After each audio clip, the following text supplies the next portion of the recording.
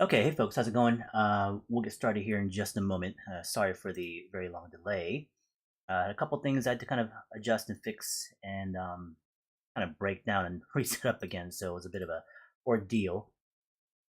We'll see if people are able to come back in and join us, but we are going to continue with our um, sketching and drawing today for a commission and talk a bit about how I approach this, as the topic has said. Um, see if everything is lining up properly. Hopefully audio is okay, hopefully video is okay. All right, cool. So of course, I'll be kind of just going off of the chat and seeing if there's any questions, topics of discussions, that kind of stuff pop up, and we'll see how it goes. Again, for those who are just popping in right now, apologies for the delay on this.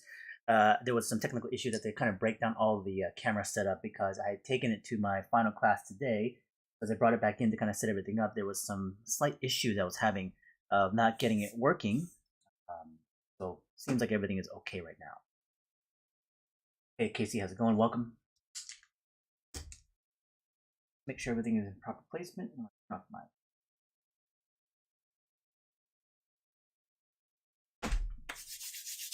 Okay, cool.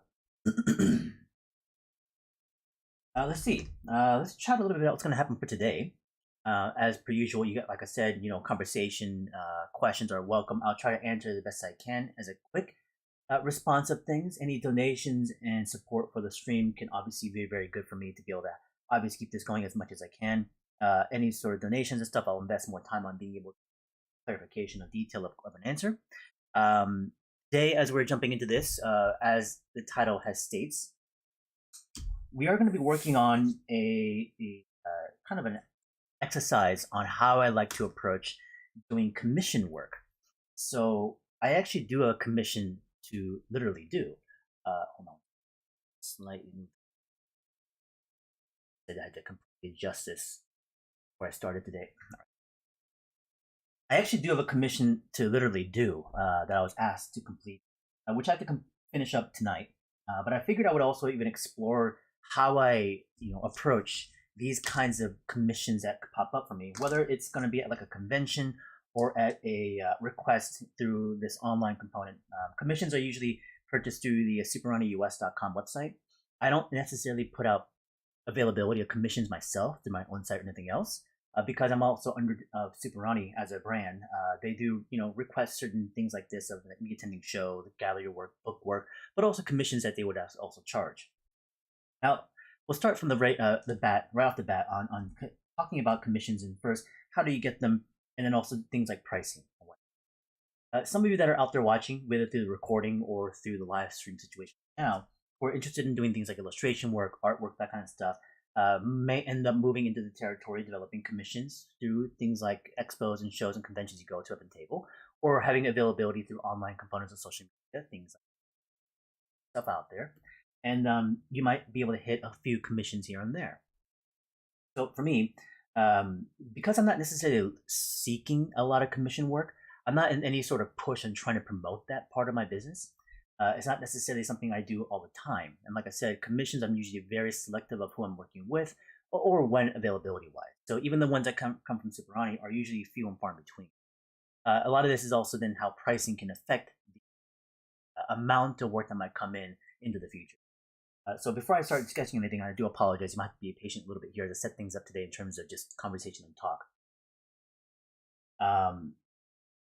So in terms of the commission, access of getting to that kind of client work, first and foremost, having not even just the content for like things of social media, but at least examples of what you would generally produce for things like commission work is something that you need to be obviously producing as a collection of either a collection of work you have in a portfolio, a collection of work you might have on a social media platform like Instagram, somewhere you can archive a lot of that work to show people what is available in terms of purchase, but also what can be then expected to be returned as a commission PSC would be hired for.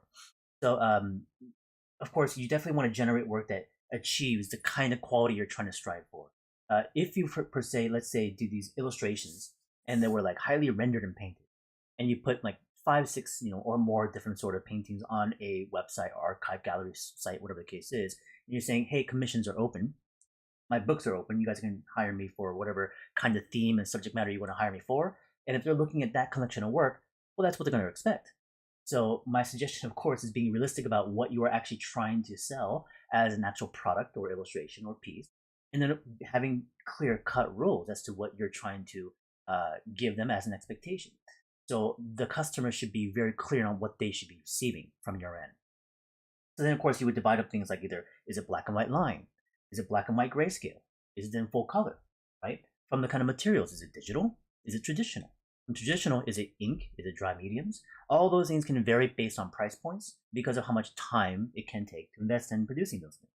So for me, a black and white is going to be based here, and that's something that can be, offered as something more accessible to people. Then sizing can be determined. So you can go by a certain amount of sizes availability. So you can go for a small scale, maybe like a 4 by 6 inches. It can be standard letter size, 8 by 11, or you can go a little bit larger, like this is maybe like a 11 by 17 piece of paper. So you can then offer different sizes of paper to also judge pricing. And each of those dimensions can have either black and white and color as well too. As I said, to promote, getting potential clients and hires of commission work, you're going to want to collect the body of pieces that represents what you would then be offering quality-wise and expectation-wise based on style and also polish level of finish. So with all that in place, and you set up your Instagram or website, you have all that stuff out there. Now, of course, it's a bit of a waiting game. You might be able to kind of play a bit of fishing, or out a couple lines, whether through different channels of events that might be coming up, things like shows and conventions. You go to those places, set up a table. Hopefully, that can be a part of how you can receive client work. If it's just website, online stuff, you just have to kind of wait and see. But also, the more you post, then the more reach you might have.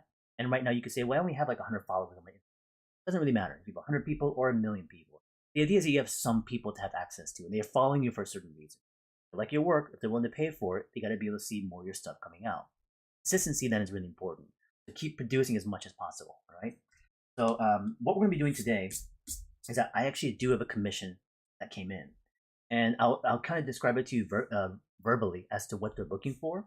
And what we're going to be doing on this piece of paper is I'm going to be doing something which I don't normally show on my streams and whatnot, because I'm sure you guys have watched me on my streams in the past. A lot of the times I go straight into the image and the illustration, producing the piece of a sketch of whatever I wanted to draw, right? As a commission piece here, what I wanted to do is show you not just about the idea of taking it to the beginning of the finish, okay, starting with the actual asset of the piece, but I'm talking about the idea of exploring the ideas of how I want to generate the imagination of the image itself. So I can be given topics, which typically in a commission, you can kind of approach it in one or two ways. One, you can request by saying, do you want something specifically of a subject matter? And that customer can say, yeah, we want this or this or this. Now, again, you can relegate the specific parameters as to what they can request and not request. You could say, well, I don't do things like landscapes. I mostly focus on character. So you can have these set rule guidelines, and the more you do so, the better, because you want to make sure that people that are wanting to get work from you are specifically things that you are able to attain or to do within a certain timeline, and also of your interest to what you promote. Because also, as you then do the commission work, you're going to want to also promote that piece. So putting it on your website, put it on your social media. Those additional commissions are extra content to show displays of quality of your work. So the more commissions you get, the better. Now, of course, if you don't get any, you just have to keep producing your own stuff on your own time. Doing fan art is okay. All right, there's nothing wrong with that. Fan art pieces are of your own interpretations of properties. You don't want to copy the work. Okay, so if somebody says, hey, here is a image of somebody's work, let's say an illustration, I have a trading card here. Let's say, for example, it's like, here's Akira, right? And here is Kaneda on his bike. And someone said, hey, here's a trading card, and I want you to do an exact replication of that image onto. Now, the thing is, you can do this. You're not going to be busted in some ways because of that, because you are still doing your iteration of it on a piece of paper. It's a copy, but you can still do this as a hire because it's an original one-off piece. You're not necessarily copying this, printing it, selling it for thousands of copies online or some other place. So it's just a one-off as a commission for someone personally wanting this kind of archive original piece. So then you as the artist can choose whether or not you want to actually do this or not. For myself, I don't typically do this kind of work. If somebody comes up to me saying, hey, here is an image of a Kaneda from the movie Akira, can you do an image of this exact trading card? And typically I would say no. It's not my interest. It's not what I generally produce. And they could say, well, I'll offer you hundreds of dollars. That was just a choice based on your, interest in what you want to work on. Saying, well, okay, if it's a couple $100, then maybe you'll do it. Uh, and don't think of it as like a right and wrong thing. It's all based on what you're interested in producing for yourself. Okay. Now, I myself represent the idea of creating, original work, obviously, but also I like generating my own takes on things. I don't mind doing fan art, but I'll definitely take this concept by saying, hey, here's a trading card, and the commission or client might say, I want this kind of feel based on this character from Akira. Can you give me your take on it? I would gladly do so, based on maybe in a different style or my style, or whatever the case might be. So keep that in mind. There is a separation between what you can do, but it's also okay to do what I just mentioned before. So having gotten that parameter from what the client wants, it can be based on a single character, it can be 2 characters or more, and that can change the pricing. The more characters you have, or the more things like color and different materials, the higher the price point. I'm not going to necessarily give you my prices right now. You can take a look at those on the Super Runny website if you want, but they're the ones determining the price right now, not necessarily me. Super Runny US can come to me by saying, hey, we want commissions to be done by you. We generally standard have a pricing for most artists within this range. And because that's the average range within most of the artists under that stable of Super Runny, I would fit within that price range as well too. So it's not going to be below a certain amount, it's not going to be above a certain amount. Now, as an independent, you can set these things yourself. Now, how do I find the best price as a commission? Research is the best thing to do. So you research then potentially other artists that are around you. Let's say you go to a commission or a show, or let's say you went to like a Comic-Con, not as an exhibitor, but as an attendee. You go there and you see, well, what do they offer, right? Pricing wise. How much do they ask for? And you see the quality of their work, and you're able to get a sense of comparison between yours and theirs, and say, well, my stuff seems equivalent, if not even better, than what they're producing. So if they're asking for, let's say, $75 for a black and white drawing, well, obviously I can then charge 75 or more. Now, this is all dependent upon your quality of work, obviously. That's a big component about your pricing. But through research and through comparison of others, you'll be able to determine the general standards of that. Now, many artists that are out there who are young, who are setting prices, and you're looking at their stuff, might even be lowering the price. Maybe they're underballing, lowballing, that is. So it may not be the best use of data as a singular point of access. So then having conversations with things like instructors you might have, other peers, actual professionals. So if you're looking at Comic-Cons and exhibitor tables, maybe you also go to people that are a little bit more experienced, and maybe your work is not as equal to theirs. You can ask them, in your experience when you were younger producing, how much did you charge? So for me, let's say like 15, 20 years ago, if I was doing commissions at a Comic-Con, a black and white piece, I would normally charge at about $100. When I was younger, my 30s, something like that. Today, as a black and white piece, I would probably charge a lot more. As a full color piece, probably double or if not triple that price. But as a younger person starting on, then I would very much use those data points of research. So again, thanks for those of you that are joining at the moment. We're having a bit of a conversation setting up the idea of how we would establish ourselves of getting commissions and how to set up the foundations on how to start developing commissions. Hey, well, how's it going, man? I actually do want to watch the fight, but it depends on when I finish this. If I can finish this up within an hour, I want to try to catch it. Busy fight, I want to see definitely. So John Albert's also asking, this is a design thinking class. Will it come back very soon under a different name? Not necessarily just yet. It's going to stick to those more specific design classes. So the character, right now, the next one is creature design. Then I'll be doing the advanced dynamic sketching in the next one. But general design kind of thinking, I'm not sure if that'll come back just yet. Sorry, John Albert.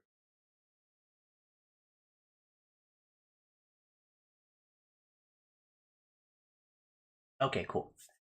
I know Charlie is saying it puts you. Well, yeah, we're monetized now, but do I see a lot of bread? Not really. In a month I'll maybe make like $50. It's something, I guess. Pays for lunch for a couple days, but other than that, it's not like I'm making a lot of money off of this thing. Hopefully, as I build the channel up and you guys' support, we're able to grow it to be something a bit more substantial. Because as a passive income or something that can, have ways of being able to benefit the time investment that I give would be nice.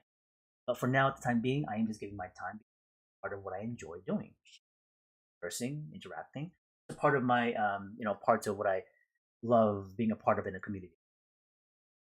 Okay, so I kind of just briefly talked about the foundations about how to consider commissions, how to situate yourself in terms of pricing through research, and then of course about what you would do in terms of control of parameters within what you need to convey to a client what you want and don't want. With all that in mind, and let's say you happen to get your first commission. Now we gotta start, obviously, producing something. So let me just kind of tell you what the commission I got for this latest one that I have to finish by tonight, actually. I need to ship it out by this coming week. I got recently 2 commissions, and again, like I said, it's kind of sparing in terms of when they come in. But sometimes they come in rows. So I got a first one, which I posted on my social media, and that was a scene with the 2 cats and the dragon having a tea session. It's on my Instagram. If you want to go check it out, you can go see it there. The next commission that came in literally days after I finished that. And so this next one most likely was an action of me producing that content. So once I finished up that illustration, the commission, and post on my Instagram saying, hey, this was a recent commission that I've done, what it does is then also drive the traffic to seek a possibility of getting a commission for themselves. So the more active you are producing that content, the higher the chance you'll be able to get something. So I got another one coming in right now. And what did they ask for? Okay, what they wanted, I'll write it down over here.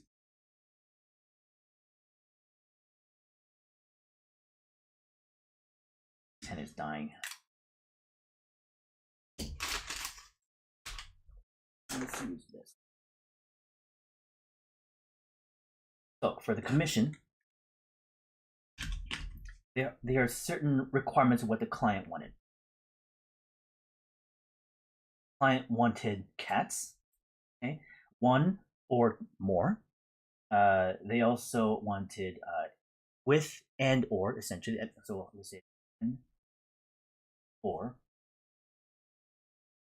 cherry blossoms. This is literally the commission I was requested to get. So having this in mind, this is the actual visual image I have to now generate. So as they stated, they wanted either cats as a commission, and in conclusion, or in combination to that, or just cherry blossoms. That means I could be just drawing cats or cherry blossoms, or I could also then combine them together. All right. So this is now what the client potentially wants from me. They also specifically requested not to use marker, because for them, they consider marker not to be very lasting in terms of being light fast. That was one of the recommended comments, what they stated. I think marker usually stays pretty good in terms of, lasting on the page, but, the client wants what they want. So I'm not going to be using marker. This is what I used in the previous commission. In this round, I'm going to be doing things in watercolor. Now this will be a black and white piece. And so this particular piece that they requested for was priced as a black and white grayscale. Okay, so typically I offer only black and white or color. The black and white I combine as either line or grayscale. I combine them together being the same pricing. So I have a black and white watercolor commission that includes either cat or cherry blossom or combined together in a single. This is one illustration. Now, the thing about commissions, of course, be mindful of how much time you're actually spending. Let's say you're asking on just a arbitrary number, what are we asking for the client to pay, and it's an X amount. You have to understand the fact that sometimes you could be spending way more time than maybe what you're actually being paid for. Let's say on average of a freelance person who's a junior level person coming in to do freelance work, client work for a studio, let's say like games or otherwise, typically you're looking at about between $20 $25 an hour, right? And hopefully more. But if you're saying around $25 an hour, let's say you worked on it for maybe 2-3 hours, you're looking at about 100, some odd bucks, depending on if you add more or less, and changes might happen as well. So more hours might add it in. So you're looking at a range between $150 to a $200, piece of art you produce. But as a design piece, you might be going for multiple days. So of course it's up. As a single illustration, you're saying, well, if I spend 3 hours working on this piece, you kind of break it down like that. So then if I want to get, let's say, paid $25 an hour, then you can charge yourself $75 for that single illustration commission, right? Let's say I'm going to charge $50 an hour. Then you could say I'm going to do $150 for a black and white commission. Now, of course, do understand the fact that you have a certain amount of time you got to spend on this thing. You can't spend, let's say, like 10 hours on this piece. I don't want to do that. As a commission, I need to make sure I limit it within a time frame that I know I can complete it within a day, but also knowing the fact that if I go to a show or convention like Comic-Con, Lightbox Expo that goes into later here, I get commissions from shows like that, I might only have literally a few handful of hours at the show live to finish and complete at the end of the day. So if I take, let's say, like 2 commissions in a day, and it takes me, let's say, 3 hours to do each one, I'll have a total of 6 hours to be able to work on that piece. Is that too long per commission? Maybe I have to whittle it down to an hour. What can I actually get done in an hour from that point? and what do I charge for that 1 hour, right? So for that 1 hour, maybe I say, okay, as a black and white line drawing, I'll do $50 an hour and charge you $100 for the black and white drawing as a small scale letter form or 4x6 image. So those are ways of how I can break down the numbers a little bit. But that question of, well, what do I then charge per hour? And that you can then negotiate, because sometimes as you're starting off, you might say, maybe I'll kind of go lower because who would want to pay $100 plus for an image for my stuff, where you might think, I don't really like I don't think my stuff is as good. When you feel like you're not good enough, you'll try to lowball things. Um,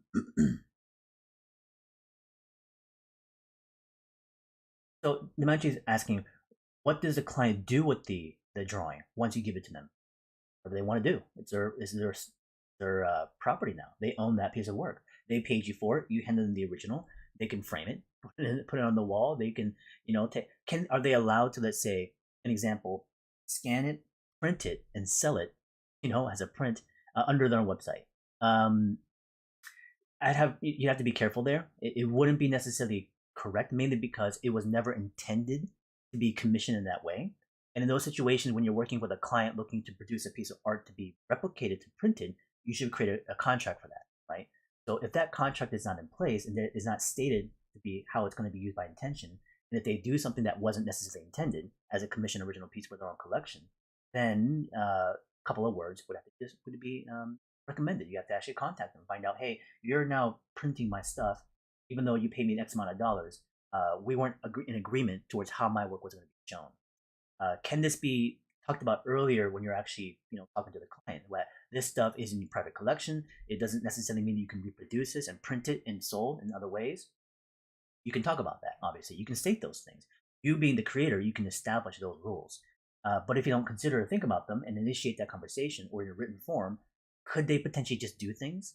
Yeah. And can you go after them? You could. Will they actually abide by those rules? Maybe not. Does that mean have to include law? I mean, if you're able to afford it, but most people wouldn't be able to. So your hands are a little bit tied there at that point. Will's asking, how do you deal with issues of scope? Do you say on the outset, hey, you get 2 redraws? So in those situations, there's no feedback as a commission piece. If somebody came to me saying, hey, I want you to draw me a piece in iteration. Here's what my client wants: cat, hand, or cherry blossoms.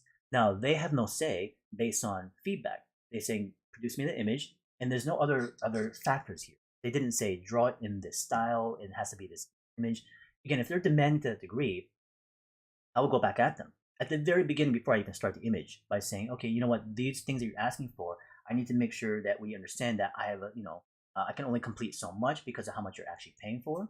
I can't incorporate all these elements you're asking. I can only whittle it down to maybe just one or two of these 2 pieces. The cat and the cherry blossom, I'm okay with that. But if I'm saying, can you draw like 10 cats and a whole environment scene with all the cats like playing and in this cherry blossom field, I'd be like, no, it's a bit too much. I'm not going to be able to just get that done in an hour. So that's not appropriate in this situation. So I would go back to them saying, hey, I'm going to bring it down to maybe 2 cats. I'll have a scene with them, maybe playing with cherry blossom.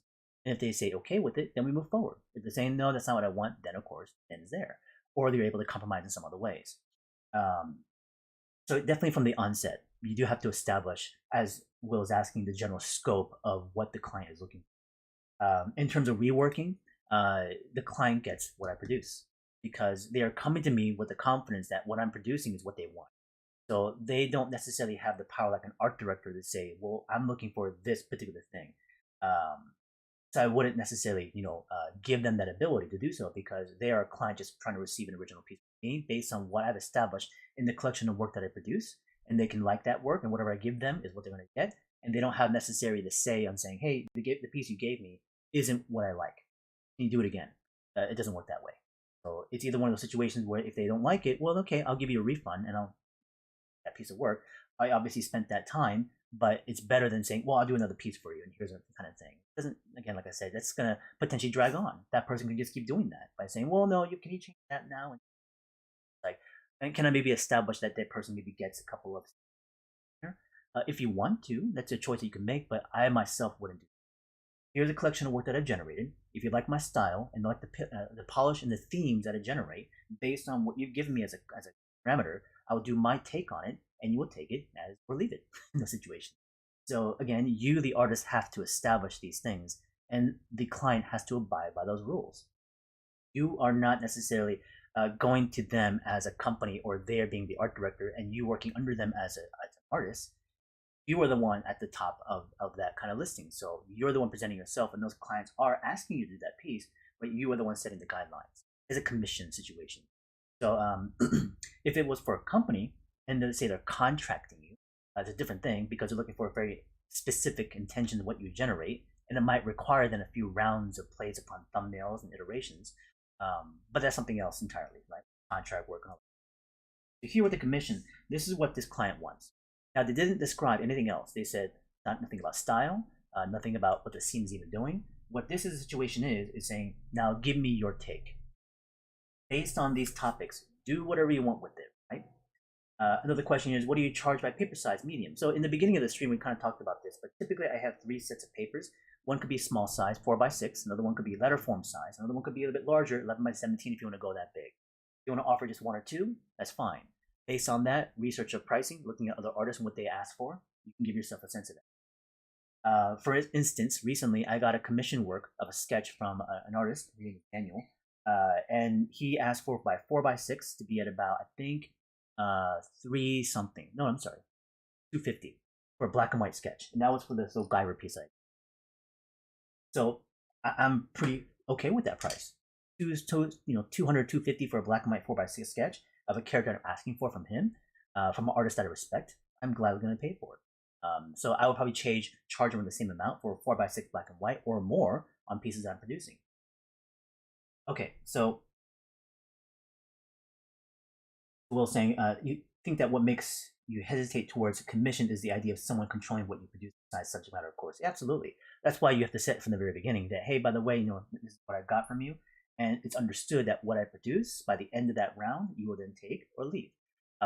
Again, in a situation in a live, let's say like Comic Cons, they hand you off the information. You ask them questions right then and there, and you establish them in word and face. And so as they then say, agree to everything, shake them hands, they walk away. They'll say, at the end of the day, come back and I'll give you the piece. And that's what they get.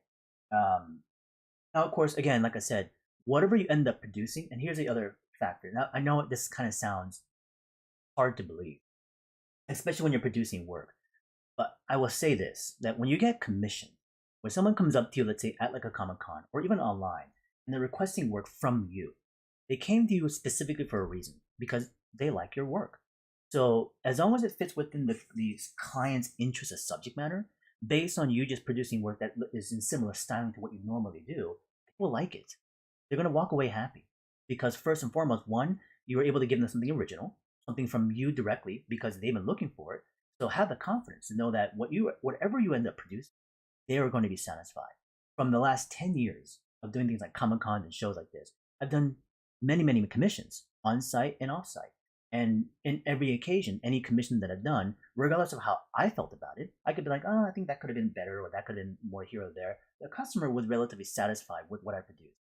And so this is just the artist mindset, the perfectionism that goes into, oh, I wish I changed this and changed. But at the end of the day, when they come up to me and they see the reaction of the work, saying, "Oh, actually, you know what? It seems like they liked it a lot," and so it makes me feel very validated because they like it. So I'm gonna like it more. Right? So I'm not falling into my own mind of thinking like, "Oh, they're not gonna like this, they're not gonna like that." Generally, most people respond positively to work that you are commissioned for because it's for them specifically, and you're listening to hearing about what they wanted to have from you. So that's why it's not something that to be overly concerned about when people are coming in there being overly kind of like kind of over your shoulder looking for things. It'd be kind of weird if a client was doing that for a commission, and I can understand that there can be very few occasions where something like that may happen, and that's if for example, let's say you literally put it together in like 10 minutes, and they can kind of tell. Then that's you kind of like trying to take advantage of the situation.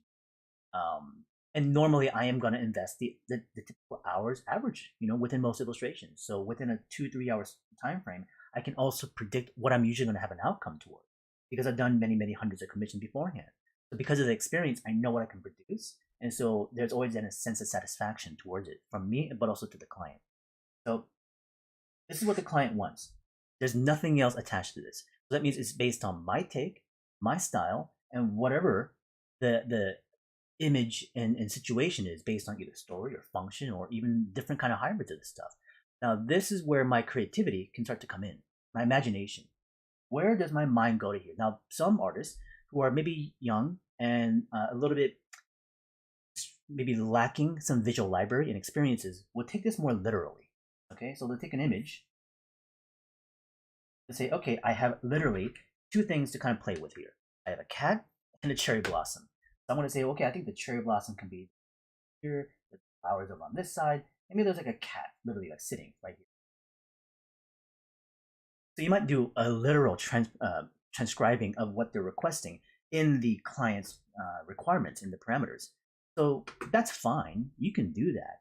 And so being literal makes it somewhat easier because you don't have to necessarily think about what to do. They literally want a cat and they literally want a cherry blossom. I'll just do it in my style. I'll use a reference photograph of the cat and the cherry blossom. I'll just draw them out. So that's fine, but I don't find that fun. You know, I don't find it very interesting to say that I'm going to literally draw you a cat and literally draw you a cherry blossom just as they are. For me, I like to play with things. Well, okay, this is what they gave me, and they're expecting me to play with it. That's what they want. Um, so if I give them a literal sense of what this is, I mean, they're going to be satisfied with that too. I mean, it literally is what they asked for, a cat and a cherry blossom. Cool. But I also want to do other things, which is, well, what can I imagine? What can I creatively play with here? Now, what I want to show you guys is some thumbnail work. We're going to do some thumbnails right now. I want to play with some ideas as to what I can do here. I'm not going to be doing the commission straight on. I just want to play with potential ideas of where I can go with this. Now, I don't always show a thumbnail process and how I play with different ideas. And do I do thumbnails? Absolutely. For client work, commission work, contract work, professional work, I'm always going to work in process. Now, this process here will not be shown to the client. They're not going to see it. This is just for me to play with the possibilities of different ideas I can go for. Now, you can also write things down. That's perfectly viable. You can then research photographs. That's okay. Problem is with referencing photographs is it's so visually influencing towards what you should be doing. It becomes, again, a literal copy again. I find a really cool image of a cat and a cherry blossom. You just kind of copy that reference. That's fine, but again, I'm going to use that only for inspiration of an idea, what those kind of look like, but I want to generate my own image right now. I don't want to do anything so literal. I don't want to just draw a cat. I don't want to just draw a cherry blossom. I want to find a way to infuse these things somehow. So what I want to do here is play with the idea of maybe incorporating the idea of a cat and a cherry blossom, but also infuse things of my interest. So this is now the third factor. This is the two based on the client. Okay? Now, me. What do I want? Right? What do I like to do? For myself, I like character work. I'm not going to create anything that's going to be overly cutesy. I don't really do that kind of work a lot. I can do it, but it's not really my forte. Okay? So it's not going to go into things like very, very cutesy kind of, But I like the idea of characters. I like, things like sci-fi. I like things like fantasy. Obviously, I still want to incorporate the cat and the cherry blossom, but I'm thinking about, well, how can I now create and generate an image that infuses these things with my takes and interests of stuff, right? So I'm kind of listing out stuff that I like to do. So I kind of want to do maybe some kind of character, some kind of sci-fi, fantasy-driven kind of thing. It'll be a kind of a cat-based, maybe armor set, or even a literal character of a cat itself, and then maybe play with that. Maybe he'll have weapons, Maybe this character of a cat will have different sort of coolness factor. Whatever that coolness factor is for you, is it going to be something based on iterations of brands and storylines you've seen before, or otherwise? So based on this, yeah, tanks. How do you fit tanks in here? Maybe the tank has graffiti of, maybe it's like dressed up like a cat and it's got a bunch of cherry blossoms painted on it, something like that. If I think about things like tanks from Tank Girl or even that one game, side scroller game with a tank and your shooter, it's a shoot 'em up. What's that called? I can't remember. I'm forgetting the name of that game. It's an arcade game. I'm sure everybody's played it at some point in the past. In any case, doesn't really matter. But no, vehicles, I'm not really going to do. I want to stick with a character. So as a character, we'll play with the idea of it being an actual cat. Being an actual cat. I want to think about just poses. Because this character, this image, I want it to be sellable, right? It doesn't need to be story-oriented. I don't need to kind of set up a shot, but it emotes some sort of conveyance of a moment of story scene. You can if you want to, but I want this to be more of a aesthetic, sellable, presentable piece that's framed, somebody putting on a wall. So it's just more of a visual thing for them. So I wanted to look, cool or stylistically aligned with the stuff that I like from anime.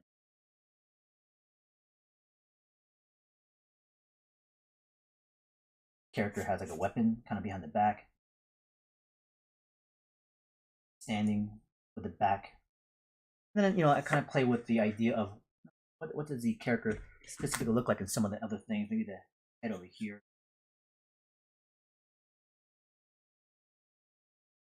I guess it's somewhat cute. Got like a color patch right there. Here's the back of the jacket. Something simple. Here's a head from a different angle.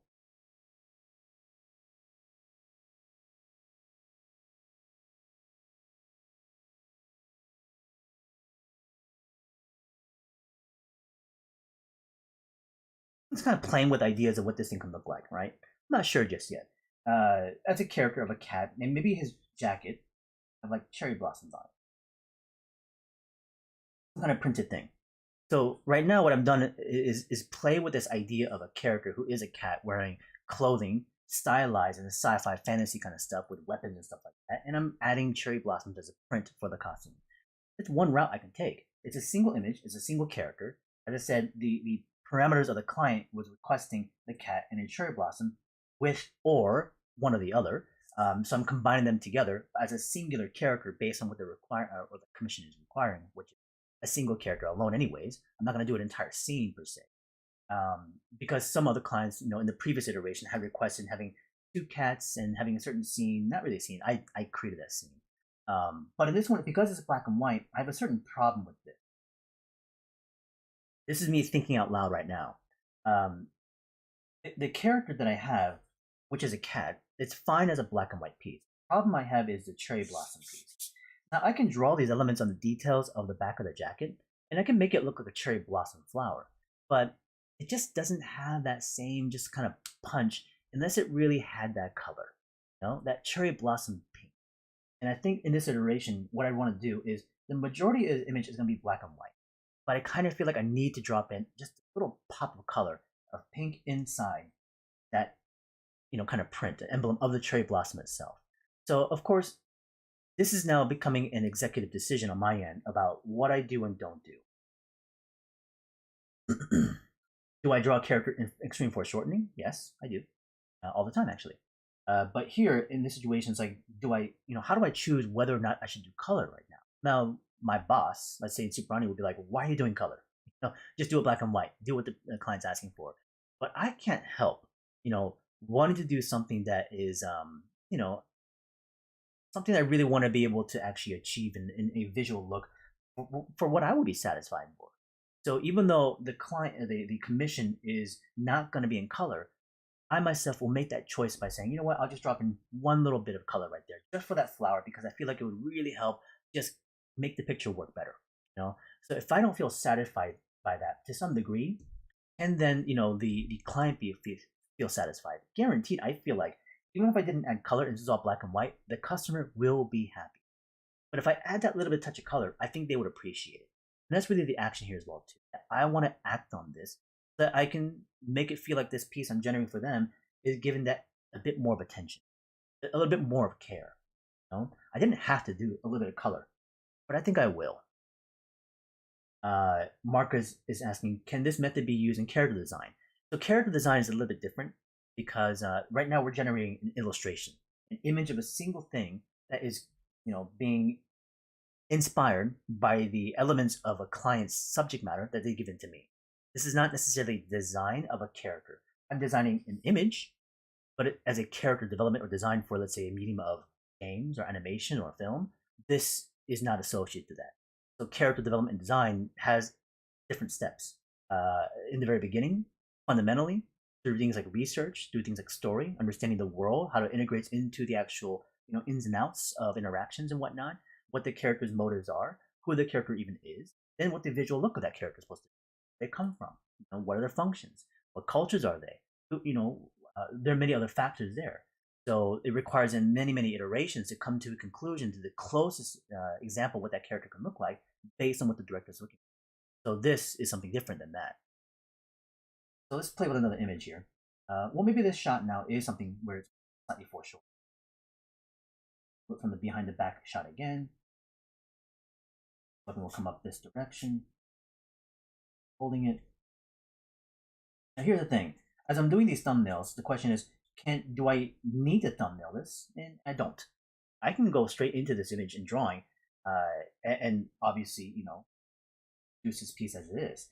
But I'm also completely okay with doing small little thumbnails like this, just to get a sense of what I can do with it as different options, as ideas or visual images. So again, this kind of stuff is perfectly normal and is also standard in your practices and how you can generate an image. As Audrey is saying, what I mean by this is that, is it going a little bit more beyond what's been asked for, making it better? Yeah, in a way. Play with one more iteration here. I like the foreshortened idea. I think the weapon coming up towards the camera is a good. I kind of want to play with lower end of the body here at that portion here. And these are essentially small little rough iterations as to figuring out what this thing can look like, and that's all we need. So obviously they can be quite scribbly and rough and loose, and that's perfectly fine. Keep in mind the fact that there is a difference in terminology or of labeling as to, from myself personally, the ideas of sketching or thumbnailing to then illustration or drawing. To me, they're separate things. Right now, what we are doing is we are ideating the idea, the concept of what it could potentially be. We sketch and we thumbnail to figure out and problem solve the possible solutions of things. So we are exploring our ideas. As we go into the next phase, we are going to begin to illustrate and draw the final piece of the actual asset. So that will go into then being pulled from the exploration that we've done. So both ends are important. And of course, the artist has to be able to do both. If you're saying, I got to just be able to imagine what this thing is and just illustrate it onto the page, well, yeah, some artists can do that, but they're also going to be able to sketch and explore, ideate, to come to other kinds of conclusions. Alaria is asking about, from my experience, is there an interest in the commission world for this type of art, for styles that are much like Bernie Wrightson, Frankenstein, to Franklin Booth, Joseph Clement Cole, which are more of the kind of not classical. They are somewhat contemporary, but from like the early 1900s, late 1800s, draftsmen and people that were generating these beautiful illustrations in print for things like graphic novels or advertising or illustration work in books and whatnot. I think there could be, maybe not a vast amount. It's probably going to be still somewhat narrow of a niche. Someone like me will be greatly interested in something like that because I favor the work also too. But a lot of the younger generation of people may not be interested in that aesthetic per se. So what are they going to sell more? Well, commissions of things of, again, more animator friendly, cute friendly kind of stuff, and derived by properties and characters that they know, right? So a lot of commissions I'll get is also a fan art, as I said in the beginning. Somebody will request, can you do a fan art piece of this character or that character and give me your take of it? I don't mind doing those for commissions primarily. I don't do that for myself. I don't always produce those kind of things and post them up. I will do this, of course, but not all the time. But for commission work, I don't mind it as much anyways, because people are interested in having, versions of those characters they very much enjoy. And I like giving my takes on them. I don't necessarily copy images, but I like doing my versions of them. Awasam is asking, in my opinion, what type of commission might not be replaced by AI in the future? I have no idea. Here we can go like this. Let's say at a show convention, you may follow an artist specifically that you like. Let's say you follow someone like me. You say, hey, can you do me a commission? Am I gonna go on the computer on my desk, on my laptop, and do some sort of AI generated image and print that up for you and give it to you at the show? So the in-person physical location of stuff is always going to exist. That's not going to completely go away. Comic Cons are not going anywhere. They're getting bigger, if anything else. Artists are going to still attend them. They're going to still exhibit and produce work and sell prints. So they want to do. And people like me, who produce a lot of original work, I'm still going to attend. So I'm going to keep producing content like this. So I'm not going to change my approach and technique because this is what I enjoy doing. Just because it's easier or technology is more up and coming and straight on to the cutting edge doesn't necessarily mean that's what I'm interested in going for, because cutting edge was also things like 3D or AR tech or VR tech. That kind of stuff I could potentially also be using as well too. I think they're great potential technologies in that side of things. I don't use them because I prefer to draw. Why? Because I find it fun. That's all it comes down to. But so I'm gonna die. That means I can also still produce prints and books that I'm using traditional means and sell those things at shows if I want. Do some self-publish on my own, which I've been doing for over 15 years. So is that going to change my onset going into the future because of AI tech coming in? No. So that means if I'm not going to do so, does that mean that I'm the only one somehow thinking this way? Of course not. There are hundreds, if not thousands upon millions of people that are still going to generate original work. And just because that technology comes in, isn't going to disallow me to produce what I want to do. I love doing this stuff, right? And if I truly show passion and interest within this, it will attract people because of quality, because of consistency, because I can set an example and people will then want to follow because they love doing it also. We find like mindedness. It doesn't mean that it's not going to affect us. Most likely it will. What ways? I have no idea. Does it mean I don't care? No, I do care. There's a lot of friends that work in the industry are going to be affected by it. But at the same time, I'm in a different path than what they're doing as well too. So I don't have necessarily the same fears they do. So regardless of that, I'm not going to still be stopped in generating content on my own because I'm still drawing and creating as always. But of course, awareness needs to come up in terms of the responsible ways of being able to introduce. And we're not going to go super into it because it's not the topic right now. But either way, that's my thoughts. Okay. So we have a couple different variations, different couple camera shots of a cat-like character with sci-fi fantasy, a bit of coolness, weapons and swords, and I will draw this image out. So what we're going to do next.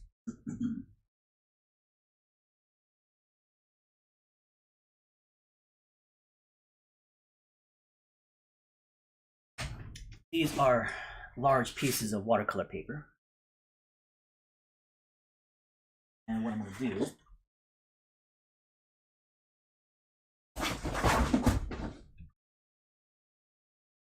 I want to take this little sketch that I have on the side. I'm going to use this as a template. Go to the edge of the paper right here. And I'll create a little template.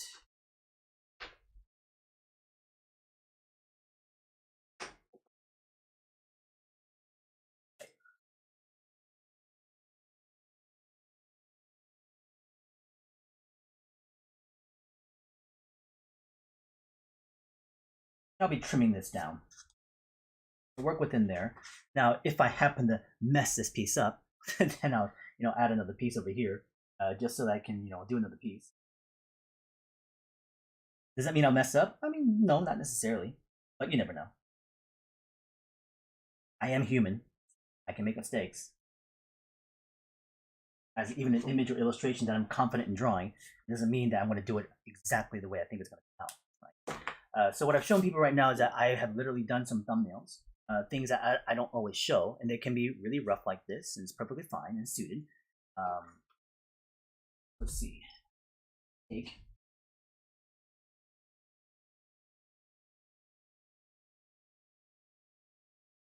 ruler and a blade just to trim this. I want to work on the full piece. Score it, and I'm going to flip it. I have one side to work on. We'll keep the thumbnails present so we can always see it.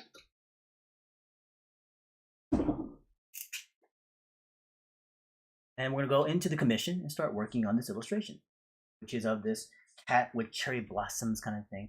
Now, I haven't looked up any references just yet, and I am not opposed to looking up references of things that are associated to what they're looking for.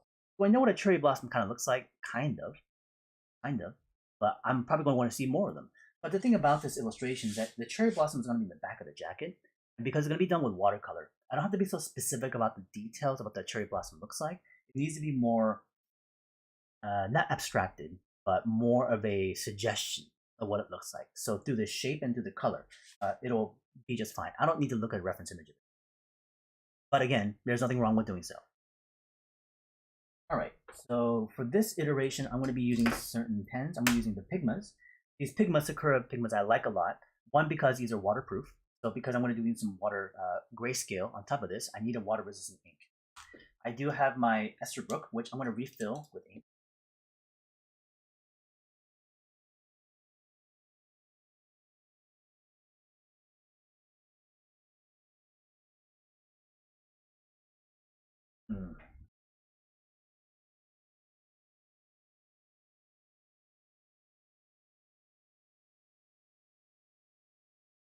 Fortunate, I thought I had it right over here. All right, well, if not, it's okay, because I have a different pen.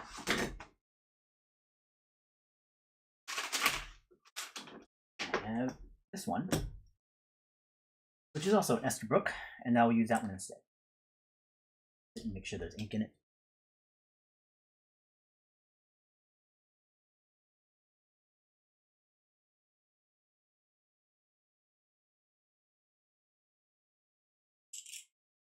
It's a little bit empty also too.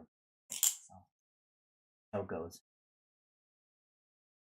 Let's see this one real quickly. I thought I just refilled it, but no.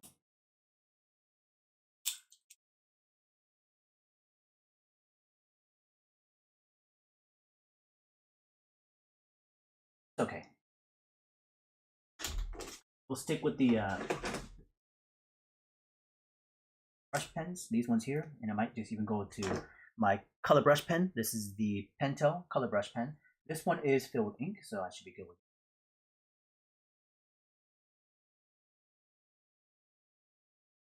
And this is a pigment-based ink, so it's water resistant as well too. So any watercolor I apply on top of this, these particular pens I'll be able to use and be confident it's not going to bleed and kind of a blur.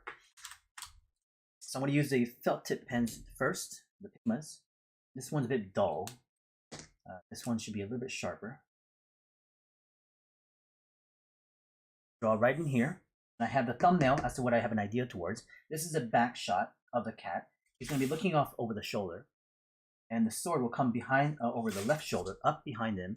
It'll be somewhat foreshortened. It'll be a slight down angle, so his legs will then recede away in perspective. Now, of course, for some of you who are doing commission work, the type of tools is your choice. You can use whatever you want. You're saying, well, I like to do like pencil underlay. Great, go for it. Some people are like, well, I like to do things like marker studies. Fantastic, use that as well too. Just because I'm using these materials, it doesn't mean that this is what you have to do, right? This is just what I prefer right now, but whatever your preferences are in materials, go by your means. Okay? Sorry, seeing if there's any questions right now. Maddie's asking, do I think traditional mediums are viable in the current day concept art field? Situational. Situation based on who you are working for, what company, and what industry. For things like gaming, it's mixed. You can still use traditional and digital in combination together, and I'm very much going to say I've done both. For live action, a lot less traditional, much more digital. Not even like 2D digital, mostly 3D concept-wise. So in live action film, you're not going to see a lot of 2D stuff as much anymore. Animation for feature, mostly 2D, but mostly digital as well too. Some companies will go for traditional means. Especially places like Pixar or Disney, they'll still use traditional means of stuff. TV, mostly digital, but 2D. But like I said, each industry and then of course each studio will have its own thing. Certain game studios are going to be much more open for you to play with stuff in different mediums. Other ones are going to be more adamant about you being quicker about producing stuff. Speed of deadline is really the only choice of why you would choose digital in the first place. Not because it's a better tool.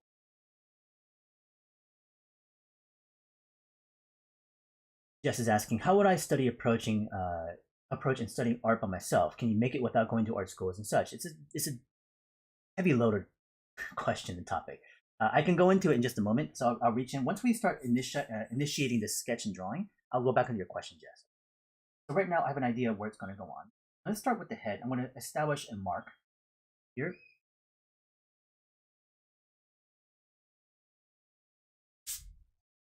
There are two dots right now, which you can probably barely see. All right. One of the dots on the top helps me establish a framework of scale, the scale of the drawing. I'm also going to put another mark here. I have 4 marks right now. Okay. Again, you can probably barely see it, but there's one here, one here, one to the right, and there's one to the left. What I'm doing right now at the moment, it's a form of construction. It's a layout process to help me understand where this character will fit within the scale of this. So if I start drawing with pen, well, if I incorrectly place it, it might go off of the page. I don't want that. I don't want it to be cut off. I want it to be within this frame. Now, again, people can say, well, why don't you just pencil sketch it then? I could, but I don't prefer that. Because when I pencil sketch and ink it, it stiffens up the drawing and it doesn't feel very natural. I want to retain some of the organics and the rawness of the way I draw. And so it needs to be more immediate and adaptable to the current situation. So if I go with the pencil, the pencil sketches placed in there can have a lot of great movement and energy, but once I ink it, you lose a lot of the energy about it. Okay, so I like to go straight pen because of that, because it retains the strength of the rawness of the artist's work. So anyways, if I know the head's going to be up here, this is where the head is. The feet are going to be down over here. I'm saying this is a general estimate. It gives me a placement of where to go. Within that, I'm going to start with the head initially. Now again, this is the image that I've kind of started with. Start with the something like that.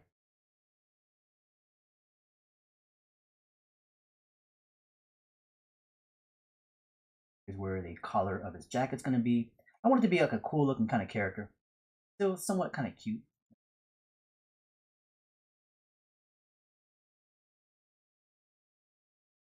And I'm going to be using some watercolor grayscale to do some surfacing about it. I'm thinking of things like tabbies, Siamese cats, stuff. Color the jacket's going to go. The sword, a weapon that character's holding across shoulder line up here, it's going to go this direction. And it's going to come towards camera. You see the end cap of the scabbard here. The sword will continue down this direction. These kind of detail elements, I'm just kind of imagining and making up as I go now. Where the shoulder was, cross. Place in here.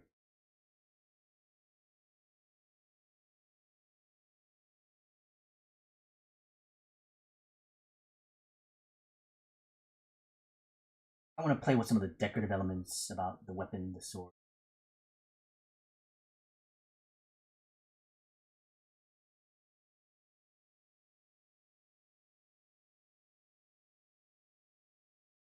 We'll come back and refine these things later on.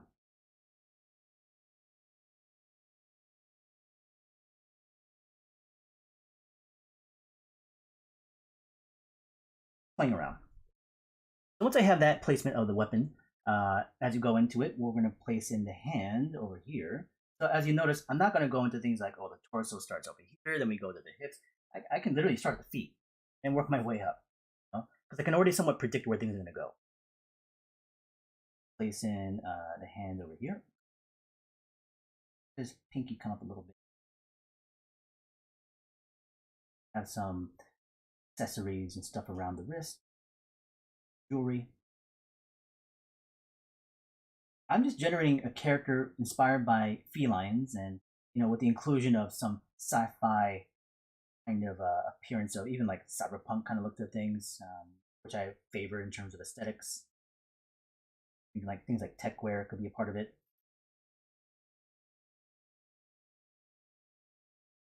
The style that I very much like to see. Here's where the shoulders can come in.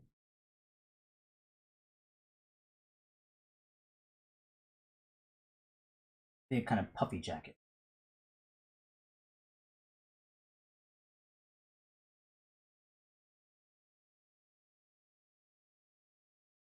Across. Down this direction. Think about things like straps and buckles and stuff kind of hanging off of the jacket. His hips are going to be in here, legs are going to be down over here. It's going to come down this direction.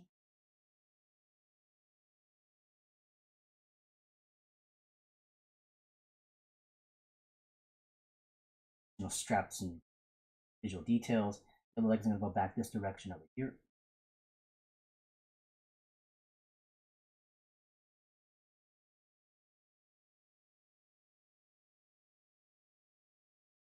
We'll clarify these details as we go along. The cherry blossom is going to be on the back of this piece over here. Light marking maybe on the face.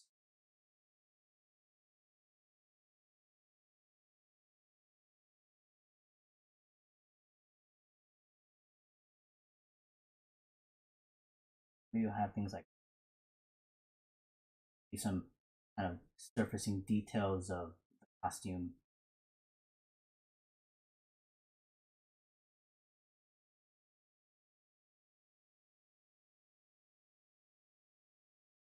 Things like material change, soft fabrics to hard materials, plastics to armor, whatever the case is.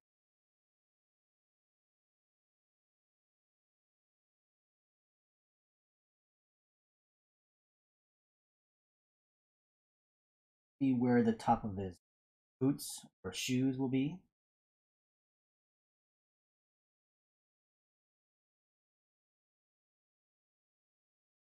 As we have that in place,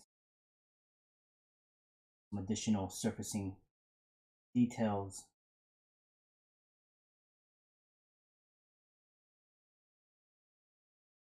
I like graphical separations within clothing. You might have things like straps and stuff side.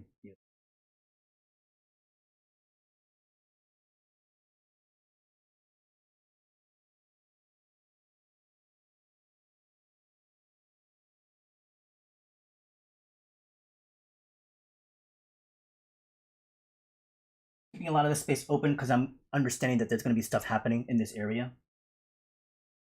The graphic design of the cherry blossoms.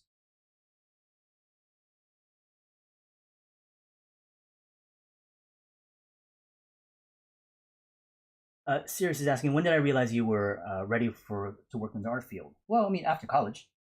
When I went to school and I produced a portfolio, I felt like I was ready to start looking because, based on what I was seeing around me from other artists and friends who were looking for work at the same time, that I feel like I was competitive enough and also equivalent in terms of the art skills. At that point, having a place of a location of an environment to compare myself towards and then make those choices.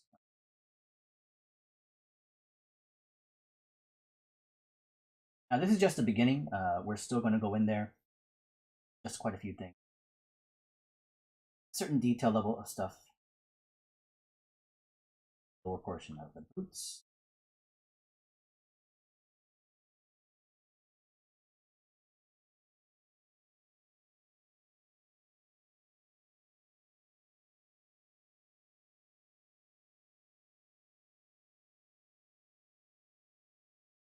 A couple of the questions that we're getting. What are my thoughts on Bridgman's constructive anatomy? I find that very difficult and hard to understand in the beginning because you've only been just exposed to it. But I think his methods are pretty strong. I like the way he finds pose and rhythm. I'm not the biggest fan of his final kind of look to the characters. They all feel a bit too bulky and kind of like stony sculptural look to things, which, I don't find it very aesthetic. But I think in terms of how he finds posturing and balancing of the characters and figures, I think are really good. Jack, welcome. Hope you're doing well. Bruce, thanks for the donation, man. I appreciate that. So Bruce is asking, what's the plan here? What am I working on? So those of you that are joining in currently, who's coming, we are doing a commission. So the stream's focus of topic is going to be about the idea of taking on commissions. First, in the beginning of the stream, we talked a lot about the foundations of how do you search for them, how do you price them, right? How do you set to some of the parameters and rule sets? And today, I got a commission based on what a client wanted to have. They said, I want to have a cat or cats and or cherry blossoms included into the image. Based on that, nothing else was given. So they said, pretty much, do your take as an iteration of this. Now, we thumbnailed some things. I wanted to talk about the process, how I can visually kind of formulate some concepts. I incorporated some parameters of what I like to include because I can just kind of do literally as to what the client's asking for, draw a cat and a cherry blossom. But I also want to incorporate stuff that I like, character stuff, sci-fi, fantasy, coolness factor, some characters that look more kind of animated, stylistic in that way, but not like cutesy. I don't mind doing cutesy stuff, but right now for this iteration, I'm not really interested in doing that. So right now we're doing an actual commission. And this will be black and white. Once I get the general gist of everything in place in terms of where the character's standing, all that sort of stuff, I'm going to start to go back in there and start refining some edges of line, adding some more detail. Go back to the top and work our way down. I'm going to start in the collar area. Additional, just like, little details of the clothing. Piping, ridge work, seam lines, stitching, sewing. Little pieces that can be, a bit more sci-fi edgy to some degree. Go into line heaviness, so I'm going to push my line weight a bit more. Line weight can be used to help emphasize a bit more of a stylistic look, but also give it just a bit more graphical impression off the page. This will help also clean up edges of lines that feel a bit loose and gestural.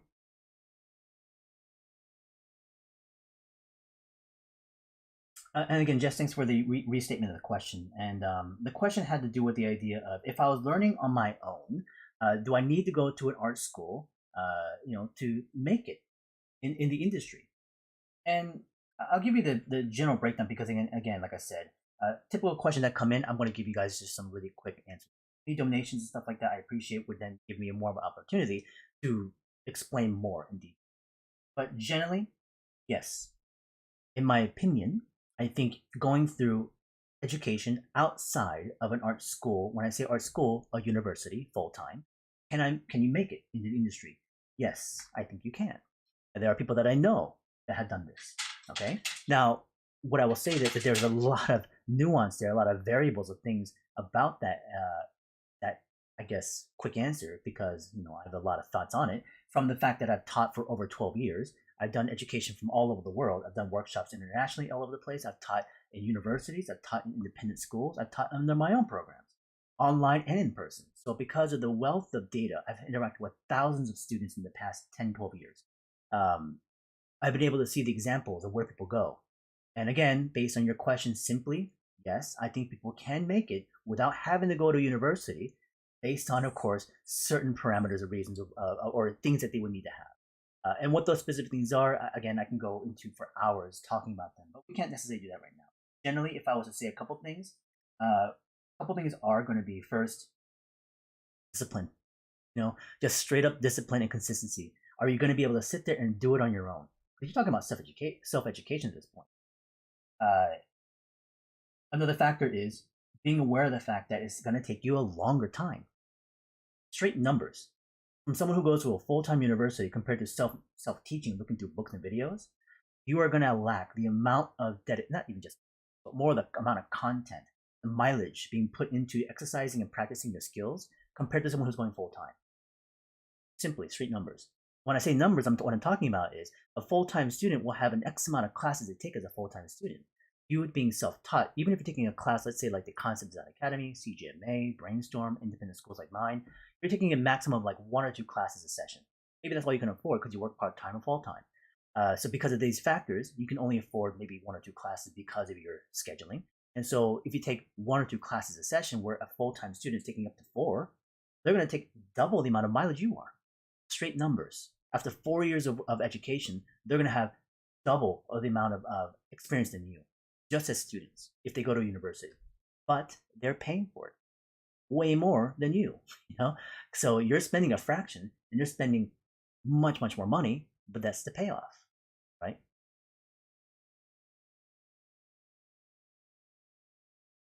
And there's more to it than that. I had conversations about this today with students. So it's a typical concern and a worry for many people. But those realities are there. You're trying to find a way to break into this field of art and this industry of some kind, whatever that may be, and you need to educate yourself somehow. You can't just say, I'm just going to draw every day and someone get good enough compared to someone like, let's say, me or others who have worked in the industry for 15, 20 years. How do you compete? Unless you're actually trained in a disciplined manner as what we had done, at least minimally, how are you going to achieve that? Question I got here right now is, could I talk about my experience as a student if I have time? For example, how did you balance your workload per term for personal work and classwork? Good question. Jack is also asking, I recently discovered my work and it motivated you to get back into drawing. Some of the most helpful parts of the live videos are when I describe specific elements of what I'm sketching. Yeah, I'm glad you're here, Jack. Thanks for joining in, and welcome. When it comes to the question about being a student and how I balance schoolwork to then personal work, I mean, of course, understanding the fact that you're asking about my opinion and my experiences. And my experience is that I did go to a university. I went to Art Center, Pasadena. Most know that, if you follow me. And I've talked about it many times. And because I was there as a full time student, I'm having a certain amount of hours worked on to classwork, which can sometimes be upwards of 40 hours a week. So at 40 hours a week, taking up to 4 or 5 classes at a time, do I have enough time to work on my own stuff personally? And if you think of it as a division by saying personal work and classwork, it seems pretty obvious that you don't have the time, nor the energy to be able to do that. So then what did I do? Did I spend all my time only doing classwork? A lot of times, yes. But it doesn't mean that I still wasn't producing something of personal interest. So the way to go about this in terms of what I like to do is there is no separation between classwork and personal work. At the educational point, your classwork or your exercises that you do for classes should be used in a way for you to also explore personal interests of subject matter, right? Story-based stuff. Maybe you have a project illustration, you're generating an image and illustration based on stuff that you want to express and say. So it's still connected to the things that you personally like and feel about things, but it's used in an academic, kind of background. Tying them together will enable you to kind of scratch that itch of wanting to generate personal work, but at least it covers the grounds of being able to do student work. You can't necessarily separate them.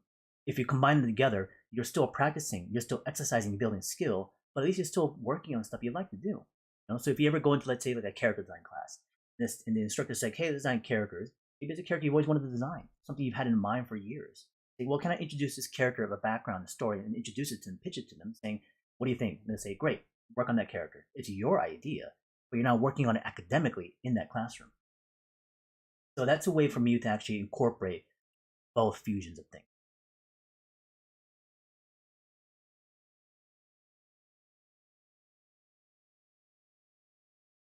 Right now what I'm doing is kind of cleaning up edges, punching a couple darks, pushing line weight. What this will do is help me get more contrast, a little bit more thinner edges and lines, where in the beginning it was a little bit quick and gestural and kind of rough. And of course start to add a few more additional elements of detail.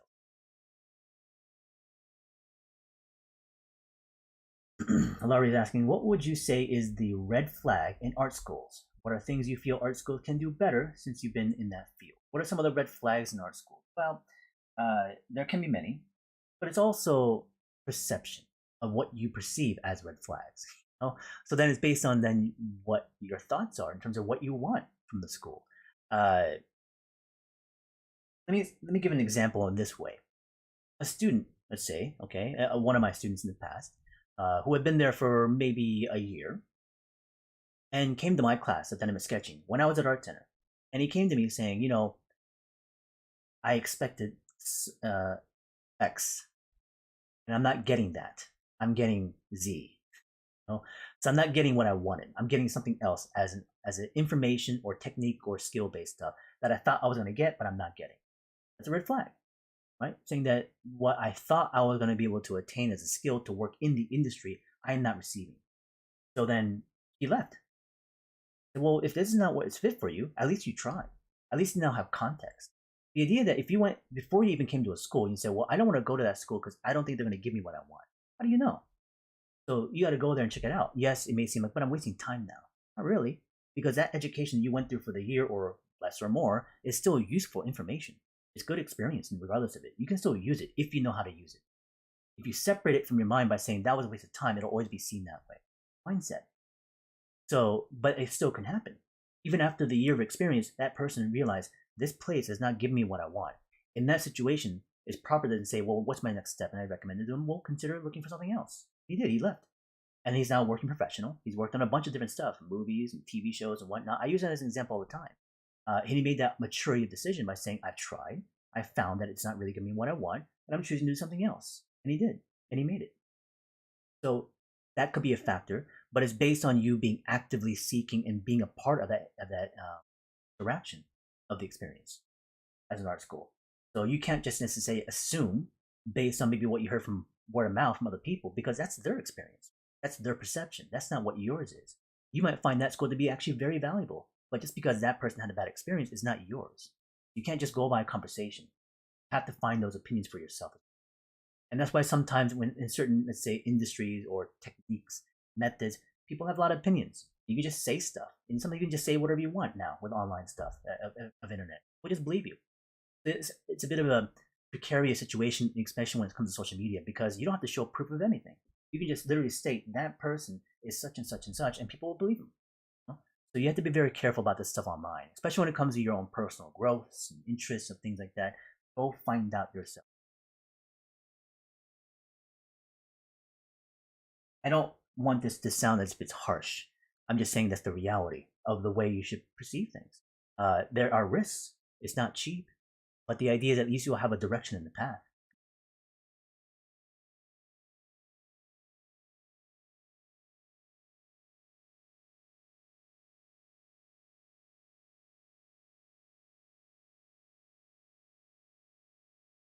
Do I feel like sometimes?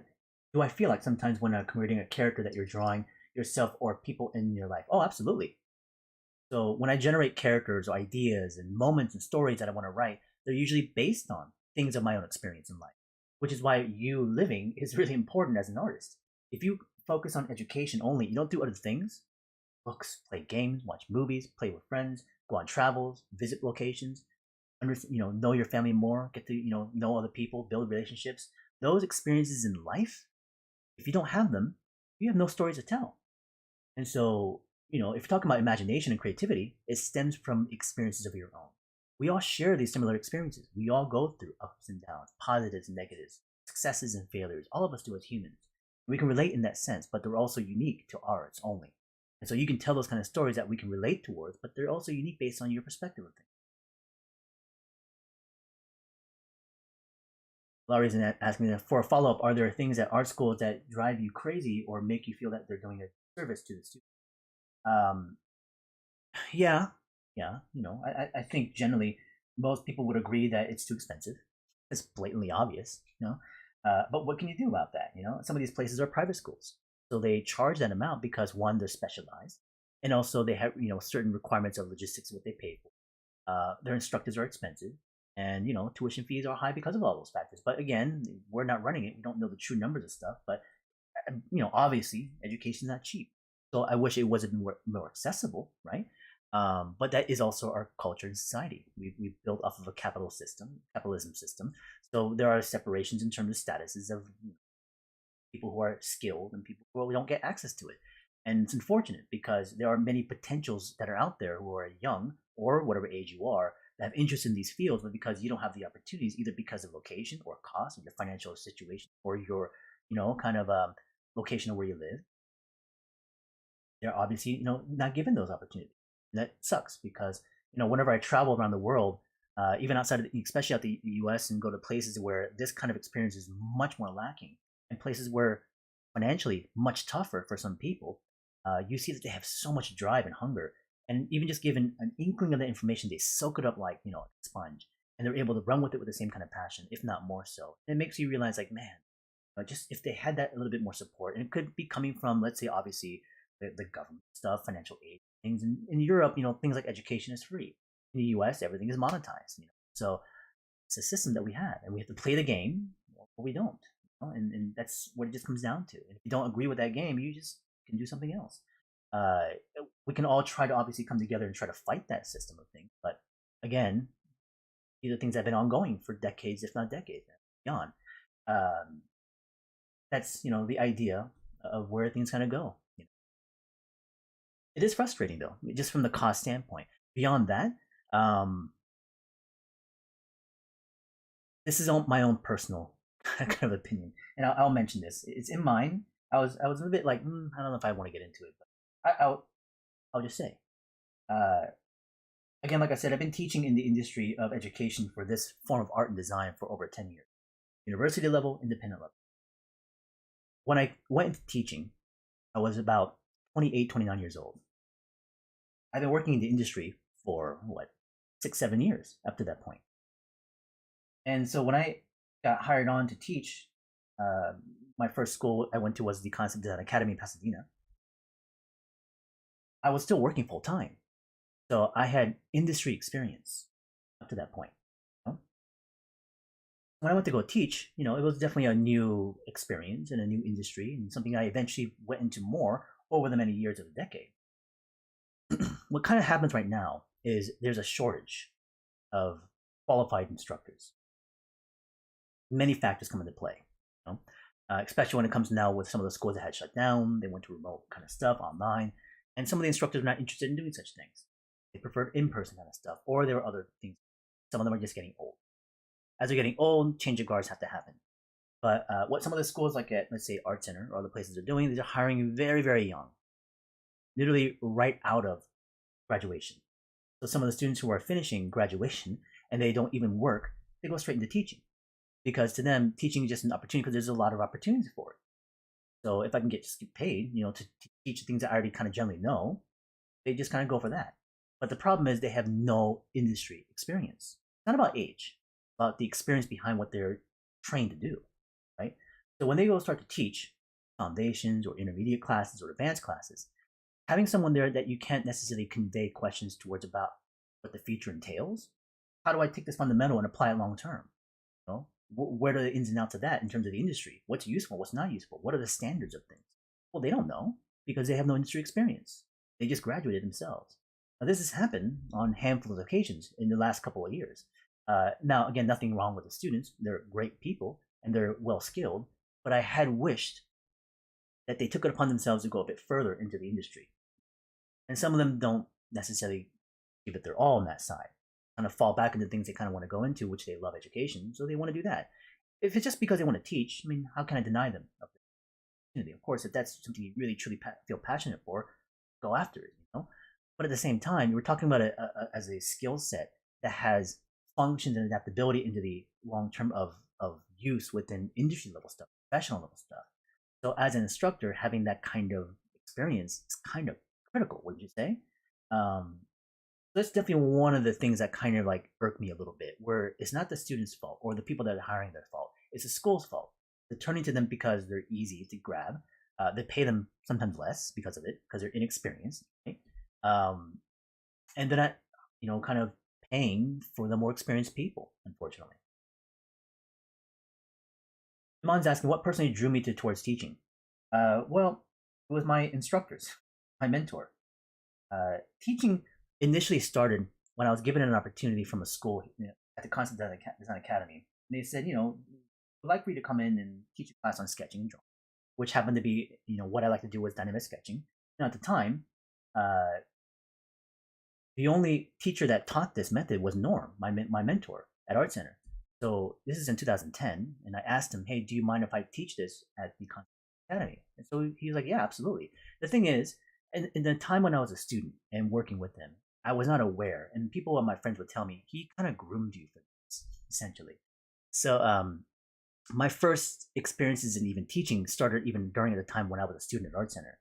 I would teach Art Center for kids, literally toddlers and high school kids, on how to draw comics and characters and stuff like that. So because the school would pay students to teach at those Art Center kid programs. So even when I was in school, being a student myself, I would take maybe time on the weekends and teach in those classes and get paid few bucks here and just to help pay for whatever things I could pay for, because it was expensive overall. So having to work a little bit was helpful. And I did this for several years at Art Center. I taught as like a early 21, 22-year-old. So those things to me were partially a part of my experience behind that. But Norm, I think, also very much tailored me for this in terms of integrating me into his kind of teaching programs of the classes that he offered, being involved and being a TA many years with him. So that was a big part of it. Even before he passed away, we had talked about doing things like workshops internationally. We were supposed to do one in Korea. This is before he passed in 2010. So once he passed away, that didn't happen, and Art Center came to me. Then everything fell on my lap up to that point. And because of how much Norm gave to me, experience as a person, as a mentor, when Art Center was coming to me saying, hey, would you take over his class? And I only just started teaching, and I got a recommendation from him. And, I've been, doing my own stuff, but I was still working full time. And I also lived in San Diego, where it was in LA, where the teaching was happening. So I couldn't say no, because when it fell on my lap, yes, I could have said, no, I'm not ready yet. Too young, or I don't think I'm good enough to take over his classes. I could have said this, but something inside said, do it. It's because I felt so committed to continuing his legacy of what he had left behind. I'm not saying I was the only sole person available, but they did come to me. They asked me first, didn't request it. But because they did that, I felt responsible to do so. And I was, very close to him and close to his family, and because I was seeing them all the time, I felt like I needed to. It wasn't a sacrifice in terms of anything else I was doing, but I needed to commit. So I did so because at the time, in my early mid 20s or so, I wasn't fully confident in my ability to speak, share things, because I was normally a very reserved person. I still am, but I had to make that overnight change of mindset. I just need to go after it, do it. For the first year of teaching, it was tough. The problem of teaching when I was younger, in my late 20s, is that my mindset was, what would Norm draw?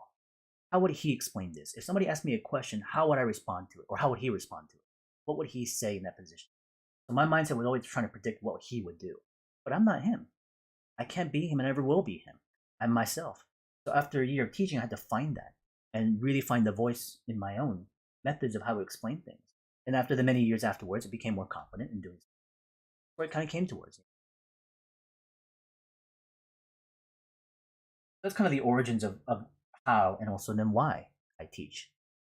Why I teach is because of my mentor. I still do these things because what he left behind for me is something I would like to be able to pass on to the next generation of people. The thing is, that's been my experience in finding instructors since even my times in grade school. People have always given time to me, encouraged me, showed me things, backed me. That's been my educational experience most of my life. And I feel very fortunate of that because I know that's not the majority.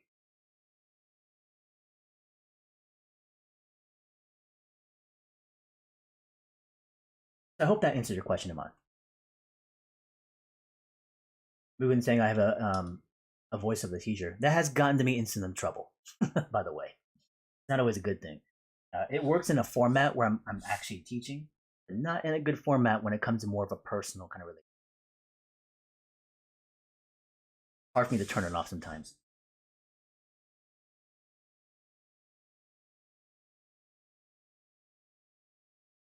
And the thing what they call the teacher voice, it's very kind of like straightforward and very logical kind of way of thinking and speaking as well too. Feels a bit distant, maybe even a little bit cold. I'm not sure. Definitely authoritative. Rufus, you're saying you hope to secure a seat in my upcoming dynamic sketching class. Yeah, so the seats will be open all the way up until the class starts. So now my registration of classes are currently open. My classes do begin May 9th. That's on a Tuesday. That's the first dynamic sketching class. Sit-in seats are open as well as full seats. Full seats get full feedback. Sit-in seats can watch and interact and participate and ask questions, but they don't get full feedback. That's a separation.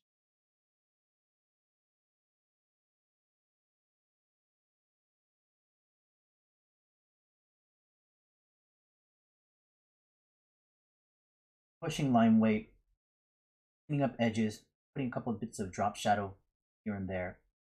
I'm going to bring in the watercolor here real soon.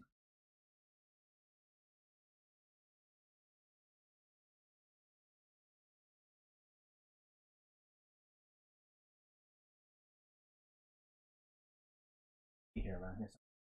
Now I'll go grab it.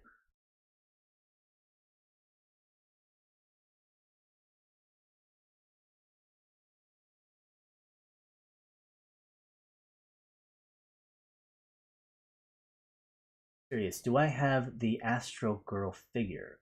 No, I'm not sure what that is. I have several Astro Boy figures. The character everybody knows. Will I continue to make my own Magma live stream? Oh, well, I would like to, yeah, in the future. The whole community kind of based interactive drawing, yeah, we'll do that in the future. It's not completely cut out. Question here is, what are some common pitfalls that make students not progress as much in your dynamic sketching class? I would say the participation of working with others, sharing your work in progress. Because if you're just waiting by the end of the week to give information from me specifically, it's so one-sided. The benefit of being in a classroom is to be able to see other people around you also moving in the same direction, seeing how they do things. So as you compare, contrast, share information and work in progress and stuff, it then can enable more enthusiasm, but also more growth because of it.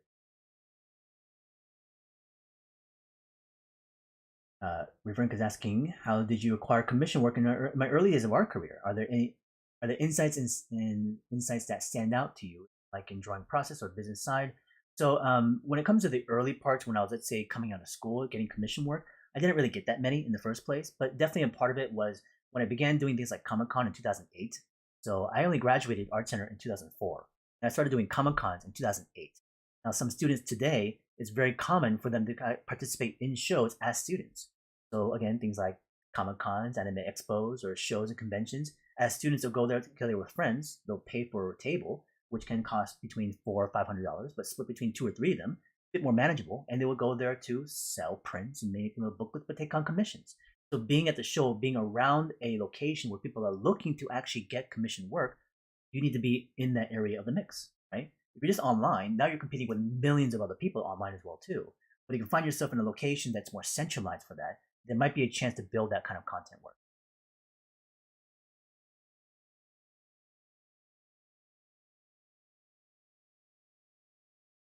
Sorry, I need to skip down some of the comments here. They're coming in a bit quickly now. So if I miss something, just kind of repeat it again. If it's a question you want to ask, if I miss, just Joe the Wiz is asking. I was planning on sketching with me, but you had minutes out, so you're just enjoying the content.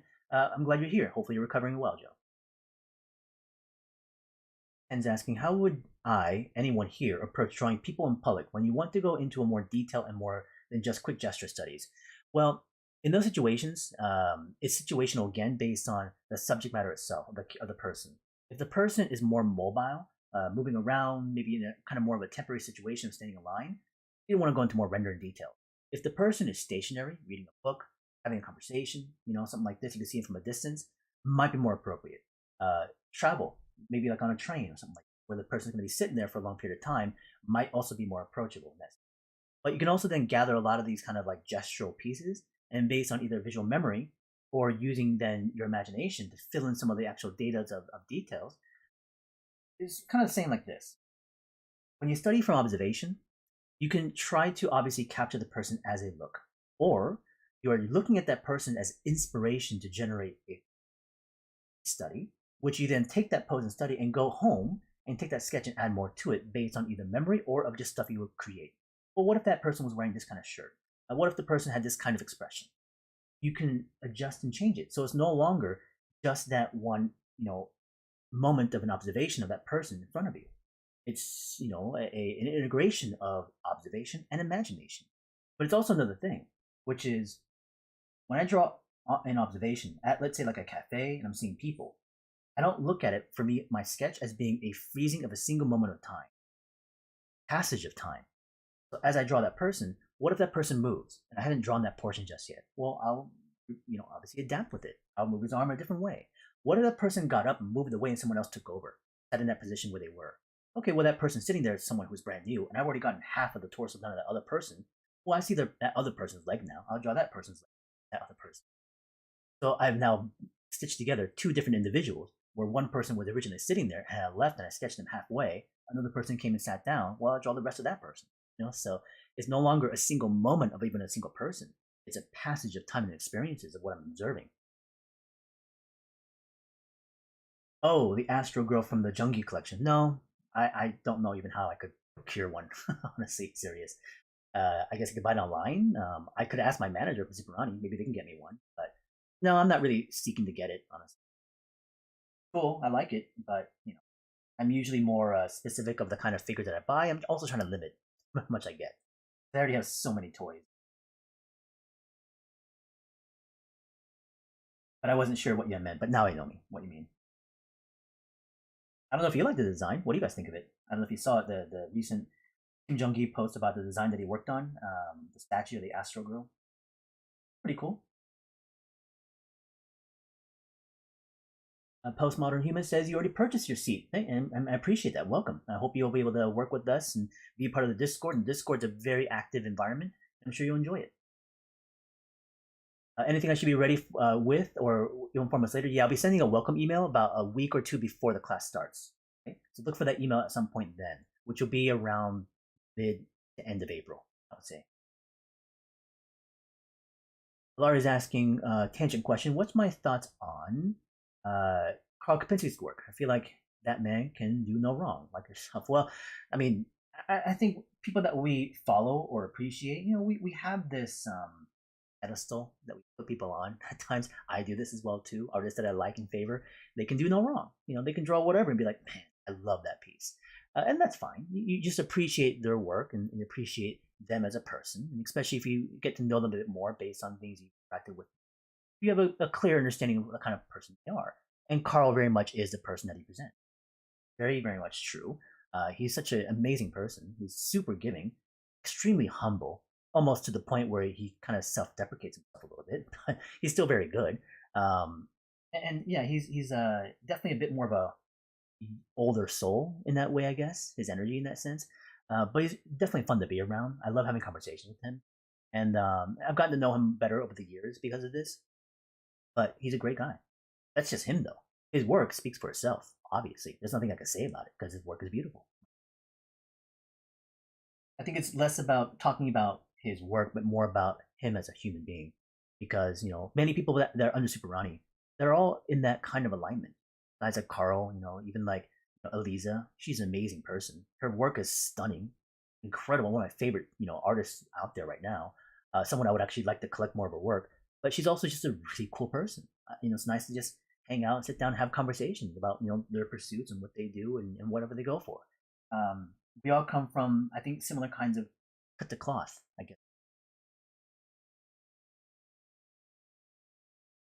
We're almost done with the line weight now. We're going to move into the watercolor here in the next minute.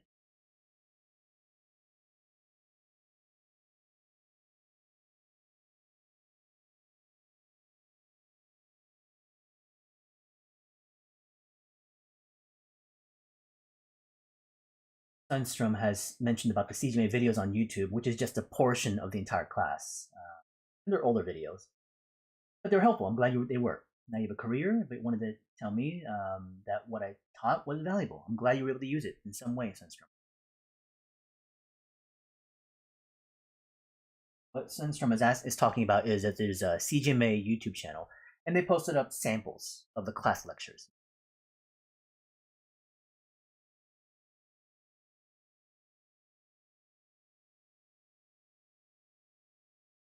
And of course, if anybody has continued support here in terms of things like donations and stuff, is very much welcome. I'm trying to grow this YouTube channel.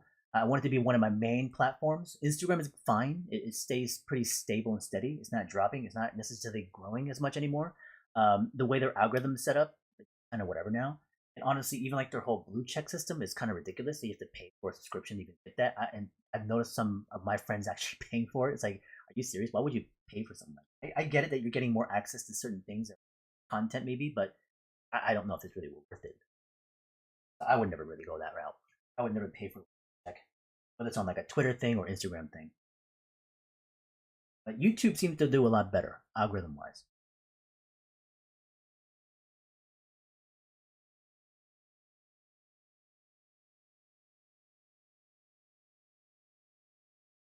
I don't know how your guys' thoughts are on that when it comes to the whole algorithm and Instagram at the moment in terms of what you're seeing in your own growth.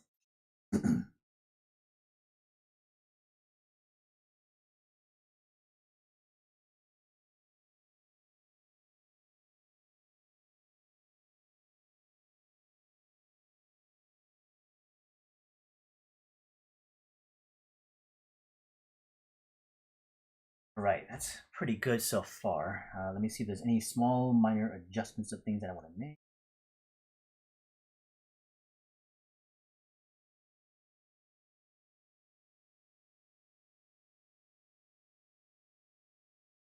Armor set pieces, a little bit of small stuff in between. On the inside.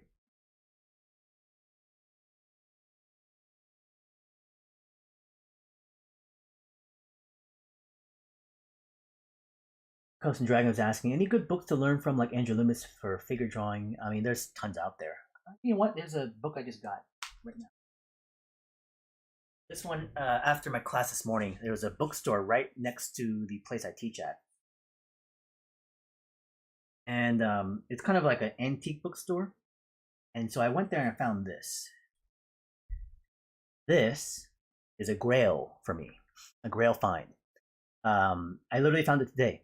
So I was in class in the morning, and I was in class from like 11 till about 3. From 3 to 4, I had taken lunch, and then I came back here to do the whole live stream. But then there was a whole technical club, so I had to solve that out. And so now we're here live right now, and I bought this book at the store. And so this book was something I've been looking for a very long time. Not this specific copy, but more of this type of book. Because I've looked for Hokusai books in the past, and I've bought a few of them. There's another one up here, actually. So this book I found at a Japanese bookstore, and this is of Hokusai's book as well too. And inside of it, you'll see some really great kind of sketches, illustrations. But this is definitely more centric towards a very specific theme, which is some of his lions. Essentially, he would draw a bunch of big cats and lions, and some character work. But it was relatively just kind of focused on that specific area of subject matter. So it was great. I like this book a lot. But I was looking for a collection that was so much more about the his approach and techniques. Now you'll find some of these kind of like excerpts and pages online on Google, and I've looked for a book like that for a long time, but I could not find any. So I found this book, which was okay, mostly just illustration stuff, not necessarily educationally valuable. For me, it is because I can pull from this directly. But for someone who's younger, not really a lot of stuff there. So this one I found at the art store this morning, and it's a vintage book.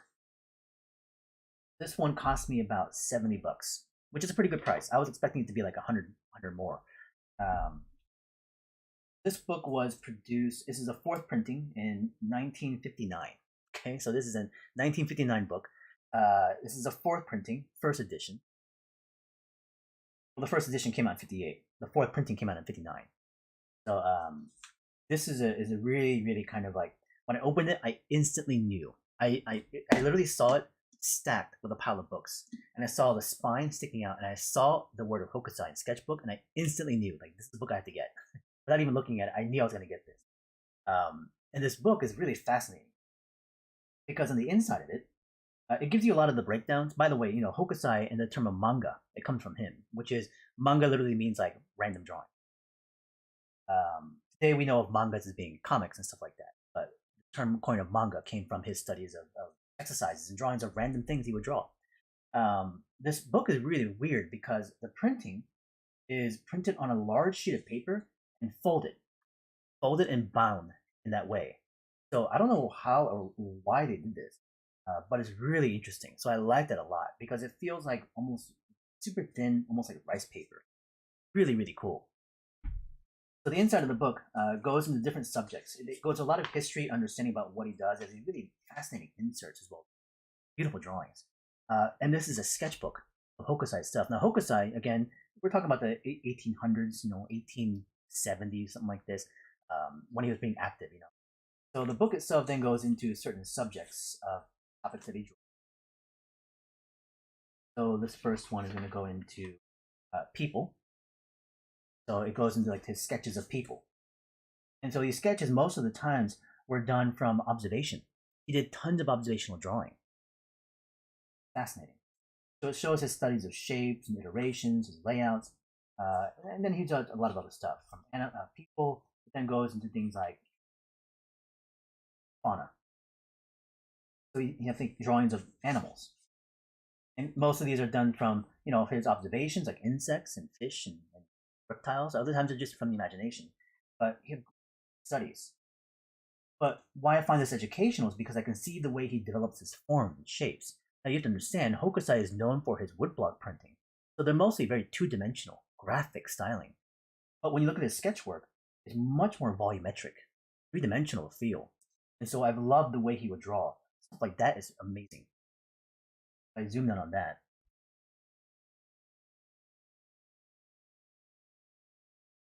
See the way he was able to promote things like volume with the line direction within the strokes. I find that to be amazing. Like stuff like that right there, that's great. Pattern with the overlapping of the hatching, beautiful stuff. So for me, I can extract bits and pieces like this away from it and apply it to my own work. So even for me, I learn a lot from looking at someone who's a master, obviously. Strokes, that's crazy. Oh yeah, he drew very three-dimensionally. Not only that, I found this amazing section that I didn't even realize he actually had done this, but I'll show it to you. Right? Find it. Is architecture.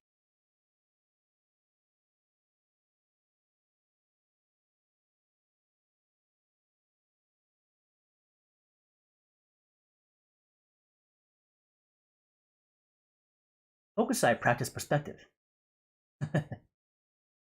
This was done in possibly with Shinba Kokan in 1738 to 1818 when he was alive.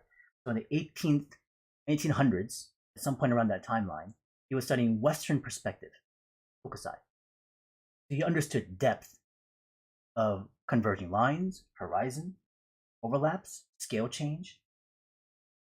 And he practiced perspective. I had no idea. It's fascinating stuff. Also, as he builds architectural forms, his sense of three-dimensional structure is amazing. Isometrics. His architectural details are crazy. And this is from a person, who existed, well before these kind of formatted educational books existed. So for me, I find this very invaluable, like this, because at first, when I was younger, everybody knew Hokusai from being a woodblock printer, and everybody knows the famous waves, the great waves. It's like one of the most highly celebrated and printed pieces of artwork ever existed. So everybody knows Hokusai for that. But what I love is his drawing work, his studies. Fascinating stuff. This is a grail find for me. I've been searching for something like this for over 10 years.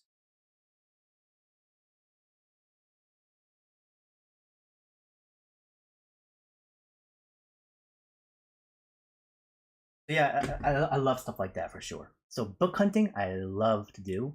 I like antiques. I like searching for stuff like this, especially people that I collect. But that book is starting to fall apart.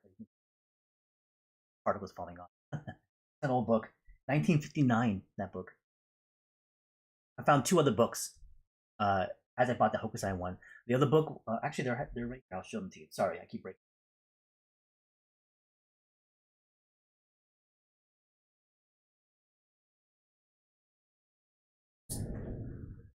This is the other book that I found.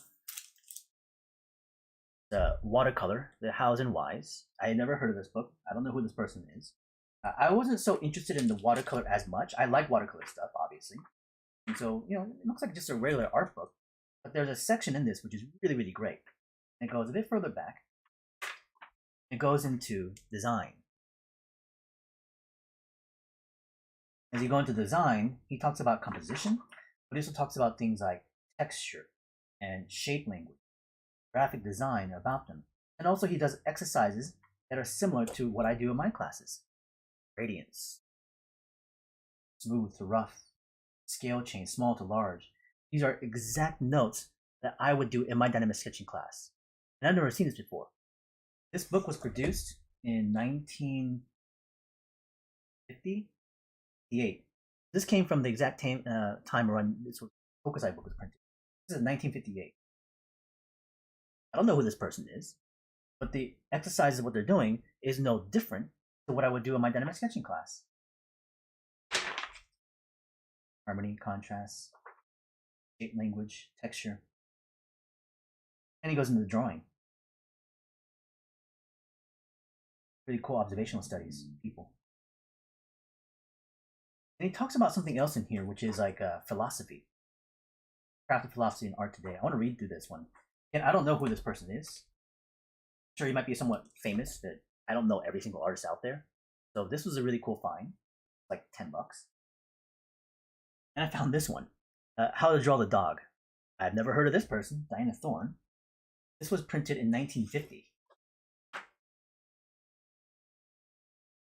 This is our first edition, so I think. This one cost me like $20. But there's some really nice illustrations of dogs in here. But then there's some really great stuff to the back that goes into things like shape, breakdown, process. Then also she goes a bit more into things like anatomical structure, proportion, posing, anatomical suggestion. There's a great little section that is also added to this. I didn't read it all the way through, but I like the title of it. And it's back here. Storytelling, that's a good part. Use and abuse of photographs. I find that fascinating as a title. I don't know what it means. I'm going to read through this, but that sounds interesting about their take about using photographs in 1950 of drawing dogs. Cool. Another good find. I love book hunting like this. I don't really buy new books these days. I mostly buy antique books like this because I find these to be more collectible to me. I like old books. So those three I found today at the bookstore randomly.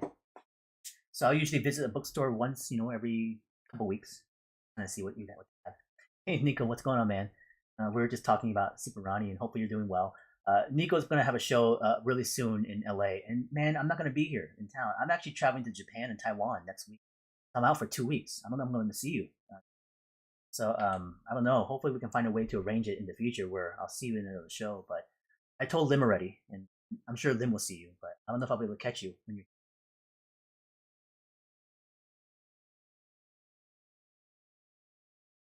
But if you guys are in the LA area, there's going to be a gallery show for Nico's work, and it's at the Gallery Nucleus, Alhambra. Go check it out.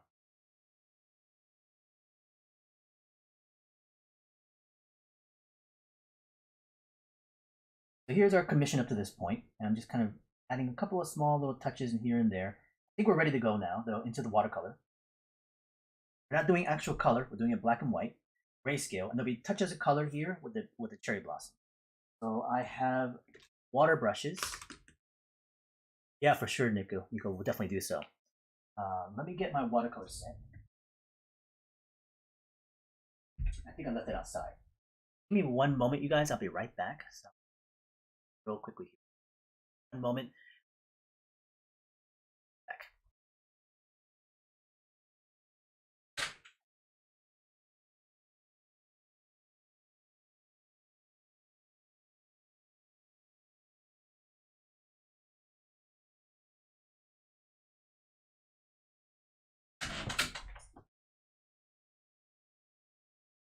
Okay. I don't know why my camera is so washed out. Ooh, sorry, it's my light. Better. We're gonna be using this watercolor set. And I'll be doing mostly grayscale.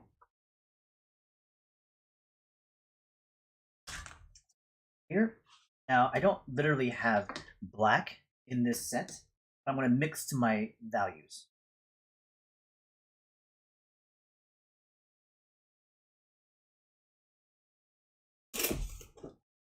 Do napkins. This is just a regular water brush. So the water brush, there's just water inside the handle. And this is just a standard brush, nylon brush. Some water on that paint. This has been already mixed to some degree.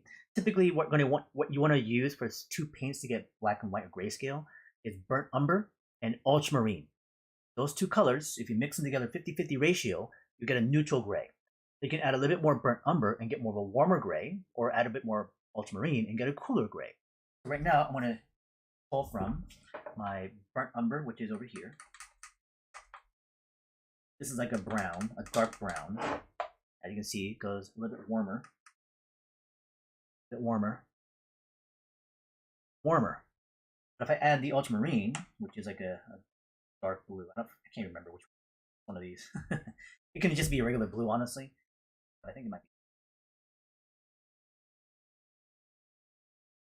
be. I mix in that blue with that ultramarine, we start to get more of a gray. I'm going to use this neutral. More ultramarine, a bit more of the burnt umber, more paint, more pigment inside there. And I use that mixture to go into this grayscale wash. So simply I'm going to do a typical kind of like simple lighting direction, and we can just say it's a top-down light. So underneath the character, we'll see some shadows and white. Group some things together.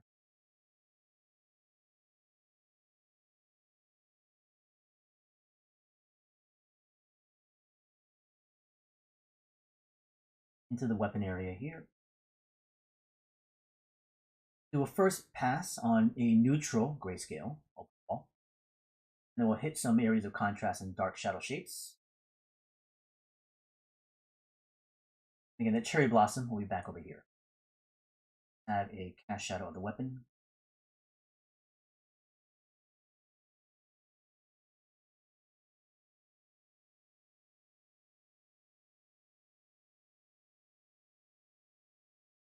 The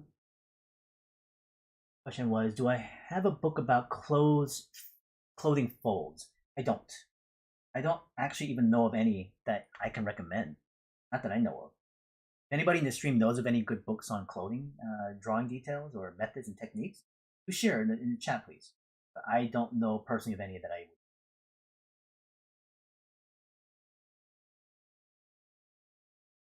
Sorry, I wish I knew. Art by Sex is asking, is the paper is good for watercolor? What is it? Cold press, just cold press watercolor paper. Some people like hot press, which I'm not a fan of. I like cold press. Got a bit more texture to it. It's a bit more less absorbent of the watercolor. So the pigment of the paint sits on top of the paper better. Your saturation looks a lot better on cold press paper. Hot press is a bit more like paper towel. It kills saturation for me. It's also kind of hard to move the paint around because it's so absorbent. As I said, this piece here is a commission that I'm doing that is meant to be black and white grayscale. So I'm not going to add full color to it, but I will add a pop of color here because the client had asked for cats and cherry blossom. But it's, for me, what I want is a character, sci-fi fantasy, some coolness factor. That's how we generated this image of the character. People that just joined in. Oh, I missed a piece right here.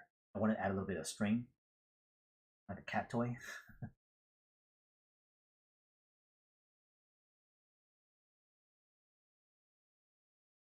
Water now. Let's keep adding a bit more paint.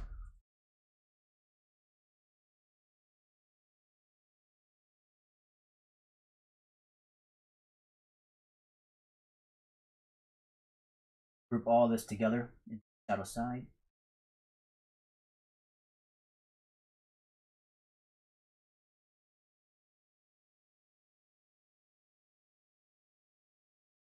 Silent Observer is saying Morpho. Yeah, Morpho, I've heard of good things. I've seen a couple of the books based on more figurative kind of stuff. I didn't know the Morpho series had clothing as well too. That's great. I've seen a couple of them and they look really good. Analysis of Nick is asking, thank you for the donation, by the way. Appreciate that for the support. Any tips for drawing robot legs and feet?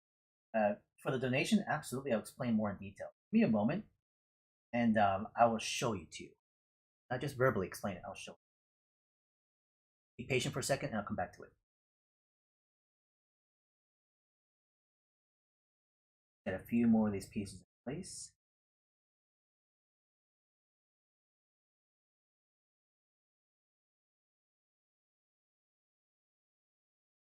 I'm going to place in the bark of the cherry blossom.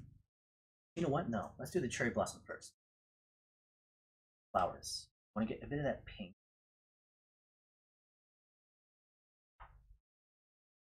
And before I even apply it to the character, I'm going to do it on the paper on the side, just to see what it can look like. Imagine like the blossom flowers abstracted as strokes.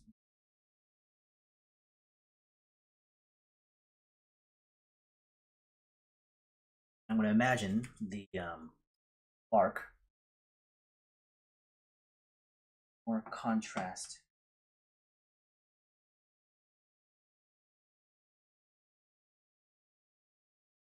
Off in different directions.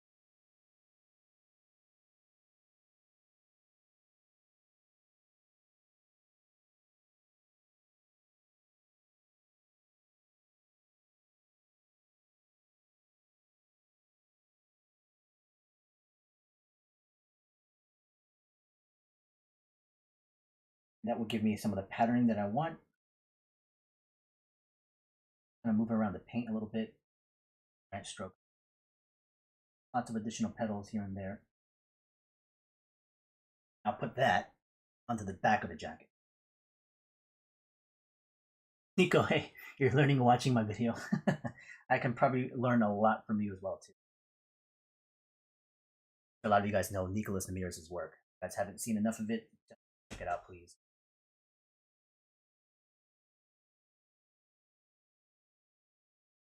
As we were talking about Super Honey earlier, the idea of camaraderie, friendships, and things. I learned a lot from Carl. I learned a lot from Nico. I learned a lot from all those guys. Super highly driven and skilled, and that's what brings us together. We're like-minded. We're all driven as independent artists, not scripted or contracted to be working under Super Honey. We all are still doing independent things. But in the midst of that, we'll also, go to shows and conventions and meet together, all together. I very much enjoy having like-minded people, but also having to just be some of the most amazing artists in the world, right? Um,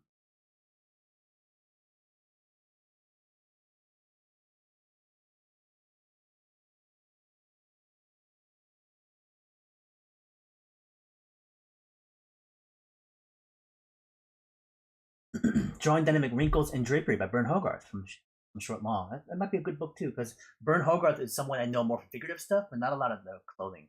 But I like Hogarth's work a lot.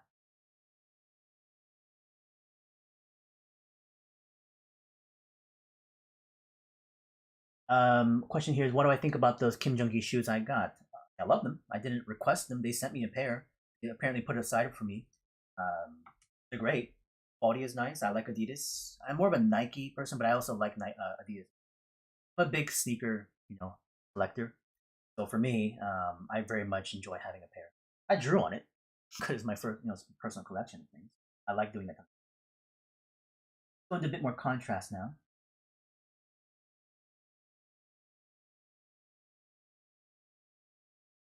I want to actually make that spotting a little bit darker area.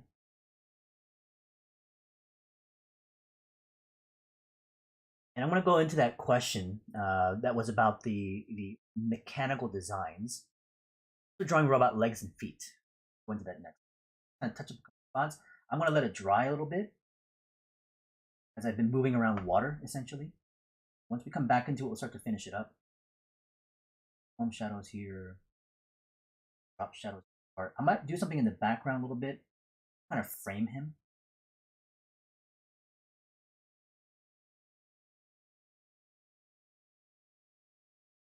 Part of the scabbard's going to be darker. The bounce light underneath that.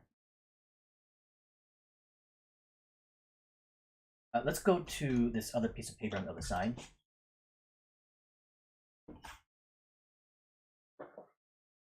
And talk about that one question real quickly. Based on a donation, I appreciate that. This was from, and thank you again, Nick, for the donation, which is color techniques. Again, thank you for the comment on it. Question was, any tips on drawing robot legs and feet? Robot legs, robot feet. Well, the first recommendation is to look at actual robotics, right? So go to places like on, Boston Dynamics or, other kinds of mechanized construction vehicles, things like articulation, pistons, hydraulics, but also things like Gundams are great too. I built a lot of kits in my time. So studying the actual, kind of engineering that goes into branded robot designs is a great study from as well too. My recommendation is always this is the one I tend to go to. The idea is that first we can consider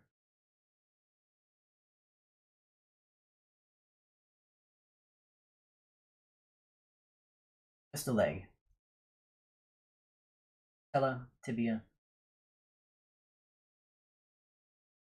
calf, going down to the ankle.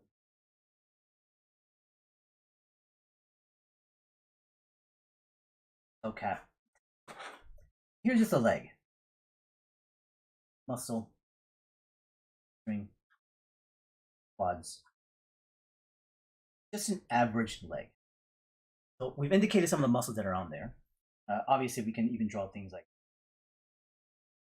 as an indication to that. Let's say we want to mechanize it.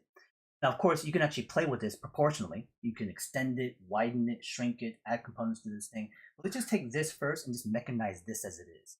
So what I do a lot of times in terms of mechanization of stuff is look at real anatomy. So we can look at the human arm and the leg and the torso and use things like the joints and ligaments and tendons, but also the muscles, and convert them into mechanical things. So if I took a leg, the muscles to me turn into panels.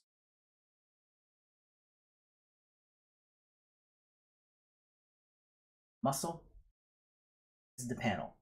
So if I combine a form, here's a form of the leg, here's a cylinder.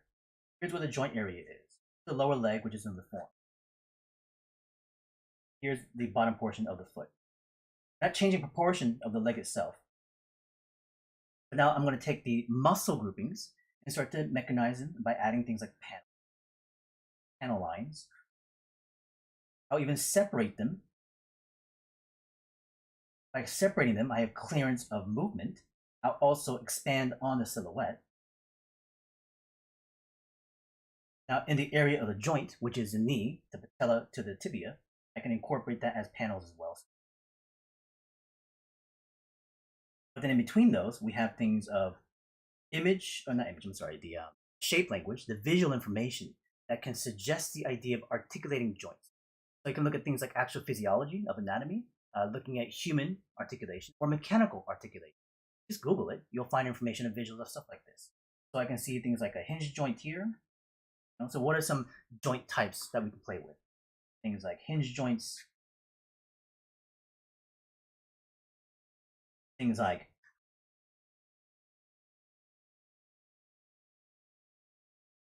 ball and socket.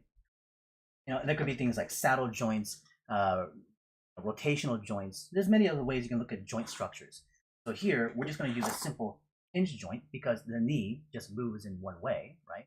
So at the wrist, we can say this could be a ball and socket joint. Obviously, this is not what we have in our own wrist, but I can convert this to something like that if I want it to be. So here's a hinge joint. Let's place, things like, well, okay, where are some pistons and rods? Because the piston and the rod are the muscles that drive the action back and forth. So I can put some either behind it or in front of it, or put one in front here. And this will connect in something in the frame behind it. And connect into the frame as well too. And inside these portions, you'll start to see framework. This is the inner frame, the skeleton, structural things. Panels are the interpretation of the muscle groupings, but they've been converted into outer panel shapes now. Internally, we have frame. So if you look at things like Gundams, you'll see these layers from the inner frame to the outer paneling. So building Gundams gave me a lot of inspiration of that. And I'll use contrast to kind of punch some of the work into it, which gives us this assumption of detail, the indication of it, without really having to describe every single bit. But I can also now start to make up things like wiring, piping, gears, joints, in between sections.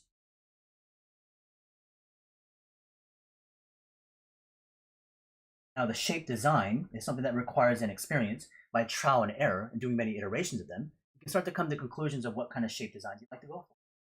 Studying other artists, again, like I said, Gundam was one thing, but there's many other designs that are out there. The more you absorb or consume information of visual language based on design things, it gives you a taste to what you prefer aesthetically. You can then start to find a way to integrate them into your own stuff.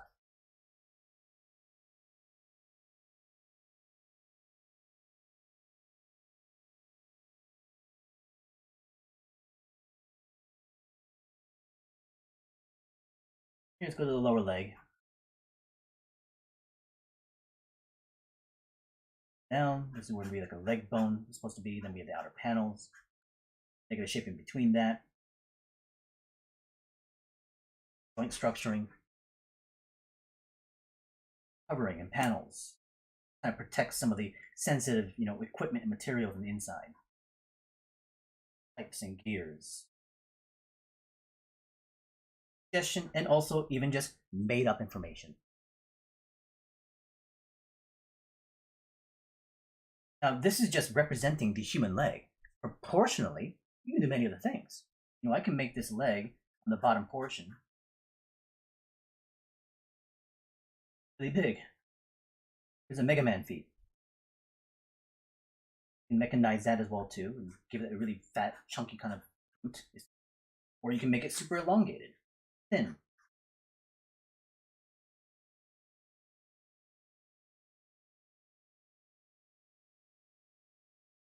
You can also then hybrid stuff together. What if I took an insect, a human leg, mechanize those things together? Now you have a fusion of things in proportion so as to play based on what you're seeing from there. You can also then creatively do things you want. I can add multiple joints. The leg goes forward, joint here, then we go back, and there's a joint there. This is like the more animalistic kind of look of heels. But so we can look at animals for this, but I can add those joints myself if I want to. So in between those areas, this is where the information of complexity goes. Complexity here. In between those spacings, large panels, open spacing, readability, negative space. You are then organizing the design of the information that's in front of you. If you were just randomly putting stuff in there, then it becomes lost into the detail. But making decisions, I want this piece based off of that muscle. I want that piece based off of that form. This piece based off of the patella. This part here based on that information. So I'm extracting but deciding upon what I want and part of design. But making decisions is tough. I want all of it. I want it to look good. I want all this stuff. But you have to make choices.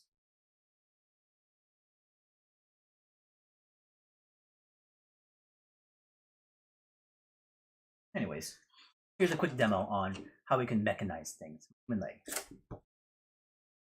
Back onto this one. We've gotten it to dry down a little bit. I hope that was helpful, Nick. Thank you again for the donation. I appreciate that. Support for the channel. I want to remix some of the paint over here. I'm going to bring it back and dry it out a little bit. A little bit reddish in tint, so I'm going to kind of neutralize it. Add a bit more of that ultramarine, that burnt umber. Hopefully this will kind of kill that redness, what's going on in the paint. It kind of mixed in with that pink.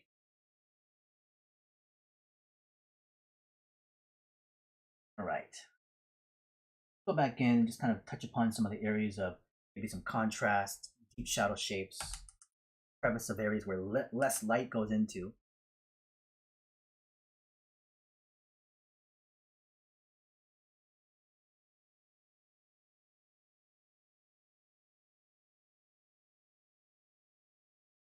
And again, based on the fact that this is a commission for a client, I'm setting a certain amount of time. We've been spending maybe about 2 hours and 15 minutes talking, but I've only been really working on this for about an hour and a half. If I take away all the talking, probably about an hour. Based on my own time, at this point, I probably could have gotten this done within maybe 45 minutes or less. So this is about a good range of level to about moving into things like the flowers, cherry blossoms.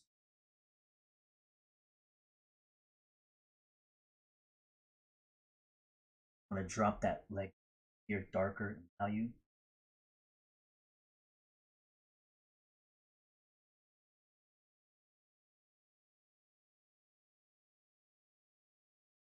Into the silhouette.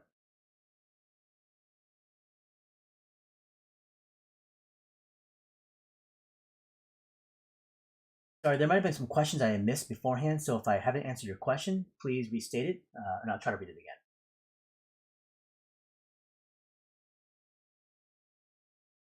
Modern, I'm glad you're here. Thank you for the feedback.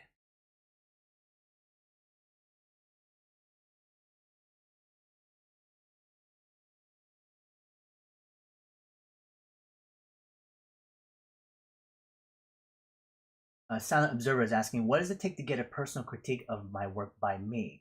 You're about to do illustrations for your own novel soon and want to get professional opinion. Well, in those situations, unfortunately, based because of the fact that my time is very sensitive to I'm responsible to do. Coming into a classroom would be the easiest way to do it. If you can't go for the classrooms because you can't afford it, I do offer other sorts of kind of chances to be able to talk with me one-on-one. So things like the 1 hour talks can be very helpful. I do offer those kind of one-on-one sessions for 1 hour, and they're price-wise low enough for anybody to have access to. But they pop up based on first come first serve situation, so they do tend to sell out pretty quickly. So if you can just look out for it, I'm probably gonna put some up. I would say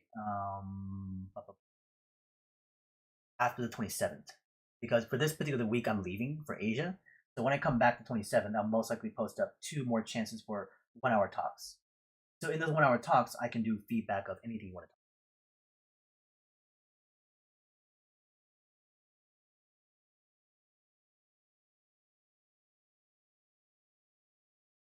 Jay Decker's asking, what's the best way to practice building forms with some distortion, wide angle lens, but with correct perspective so the form properly relates to each other in space?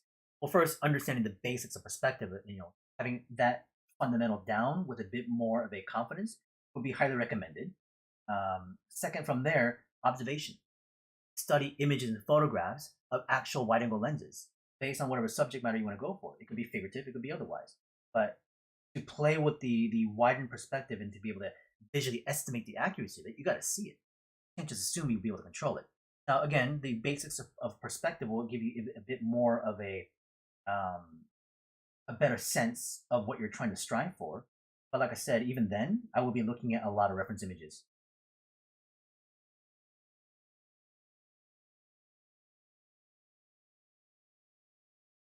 We're close to getting to the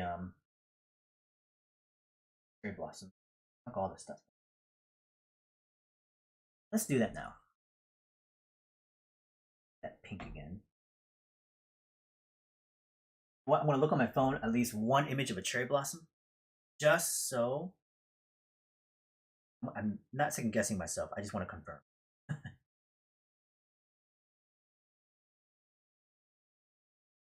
What I'm looking for is this. Okay, a good idea. All I need is a couple images of thought in mind. Let's start to replicate this a little bit. I'm going to put a larger flower here.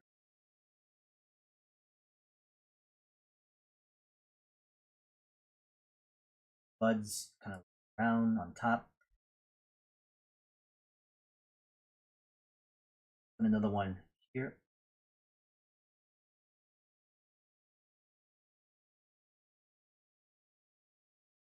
Shapes abstracted. I want it to feel somewhat painterly.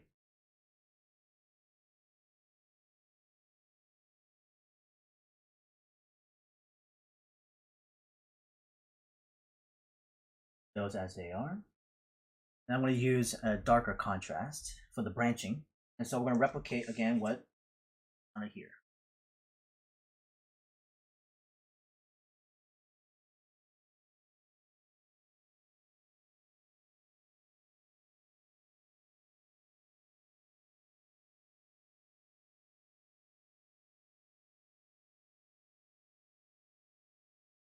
Contrast in there. I'm gonna let that dry up a little bit because if I go wet on wet, the dark contrast of this I paint into it. So I'm actually gonna wait a little bit until that dries out. We'll just continue working around it for the time.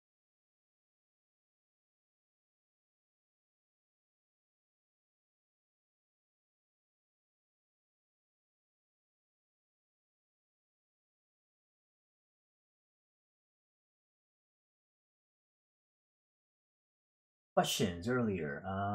As an extension to that question, how do I practice forms and perspective so I get exactly the angle shot I have in mind? Well, again, same thing. It goes into the idea where classes of perspective will give you the tools on being able to control this. As same thing kind of thing. Again, observation still is going to be helpful. If we're talking about the ideas of basic forms like cubes, well, you can just try to draw cubes without any form of like information or observation. But if I took a box, put it in front of me on the table, and observe the way it looks from different angle views, and be able to visualize where the horizon line is and where the vanishing points are going to go, it gives you at least some sort of visual information to kind of lean on. So I would definitely be using a lot of observation in combination to it. I'm looking for another brush here.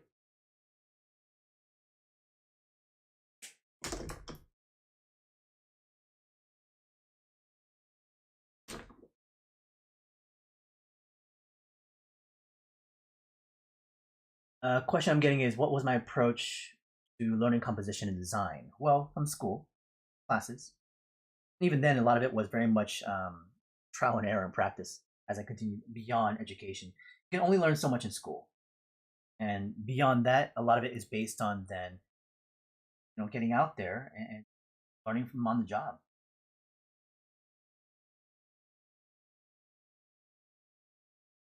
School will not give you everything you need in one experience. So today, that's very much more so true, if anything else. So many students today are looking for additional information, other sorts of additional classes or programs or content, because again, one school won't give you everything you need to be better prepared to start working professionally. It sounds ridiculous if you're saying, well, I'm paying that much money. Well, how come a school can't give me everything that I need to have? I just don't think it's necessarily a possibility for any school to do this, because you only have so much time, and curriculum format may only offer so much focus to a certain area of your requires. Say, it could definitely be a bit more. I could have more confidence maybe in based on what they build as a curriculum, because the systems of education in the curriculum is more kind of designed for that student to go through that kind of process. Back when I was doing it, that didn't exist. There was no pathway. There was no curriculum. There was no design format. We had to find that education through ourselves by finding the classes to kind of substitute the need to work in the competitive field. So when I first came in, entertainment design tracks didn't exist. I was just illustration. Being an illustration department, I had to find classes that were more design centric.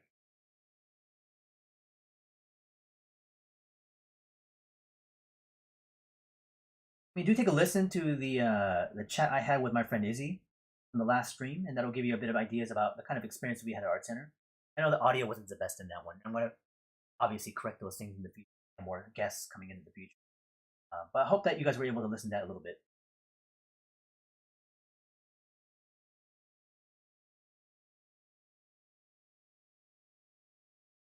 For my upcoming trip to Asia, what are some sorts of things and locations I'm looking to out for to draw or study? Well, I plan to visit a lot of these, temple sites or historical, architectural kind of thing. People, I draw a little bit here and there, but usually I'm on kind of on the go, walking around a lot more. I actually like to draw more landscape, in many cases actually, which is interesting because I like drawing individual things like characters and animals and stuff like this a lot of the times. But whenever I travel internationally, for some reason I'm really attracted to just the environment. I'm very highly interested in seeing a lot of the temples and stuff like this when I go to Japan first. I'll be in the area of Roppongi and Tokyo. I'll be mostly spending there about the first week. So once I'm there, I'll be obviously doing the typical things that tourists will do. My first time going, honestly, never been. So I'll be in Japan for the first time. It's also a trip for vacation to relax and with family. And I'll be with my brother, who's actually living in Tokyo with his family. So he was stationed out there with his wife and his kid several years ago, and I haven't seen my brother, my younger brother, for 3 years. So he's been living in Japan for a while now because of his work. So he's a civilian but worked under the Air Force, and that was his job focus. He ended up staying in that job field. He's been in Japan because of that for a period of years. So I'll be seeing them, for the first time since, which is very exciting and fun because I like seeing family. Then from there, I'll be heading out to Taiwan for about a week as well too. Same kind of thing, looking for ancient sites, more historical centers. Museums are great. Architecture is going to be something. I heard about this one location in Taiwan being very similar visually to what Ghibli's Spirited Away looks like, from what I hear. I've heard of it, but I want to kind of see it. I'm curious of seeing like the cities and whatnot as well too, like in Tokyo. That's great. And Shibuya, Harajuku are awesome. They sound cool, but I'm so much more interested in kind of the outdoor rural areas. I don't know how much of that I'll be able to see, but I do prefer it in most cases. What fascinates me about Taiwan are the Aboriginal people. They're called what's with the A? For some reason, my memory is skipping out on me.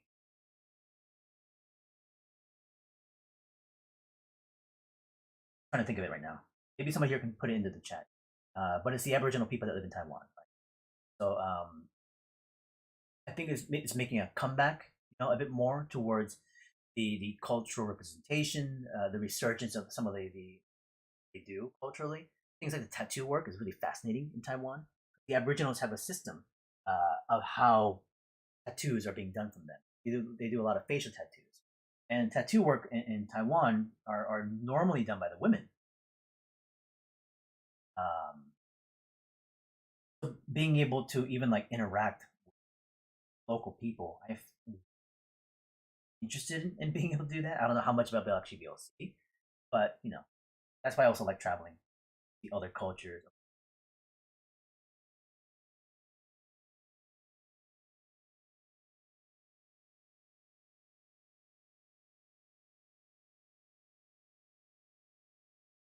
I think that blossom is starting to dry out a bit more now, so I'm going to go back into it, add contrast.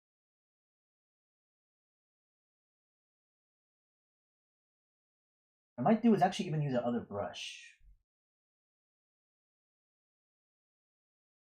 Several here, just an actual brush. That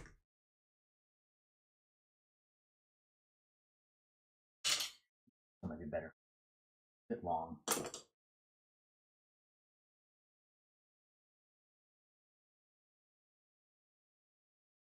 Test it.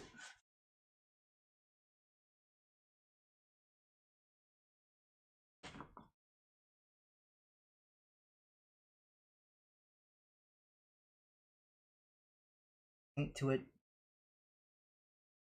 The problem with the water brushes is that they get a little bit too watery. So having a standard brush, you're able to control how much water flow you get. So you can actually hold a bit more paint. Have this come off to the left.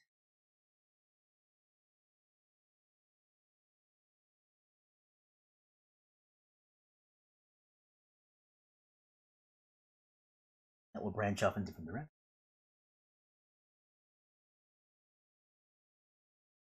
I'm trying to graphically design this to make it look like a print on the jacket itself.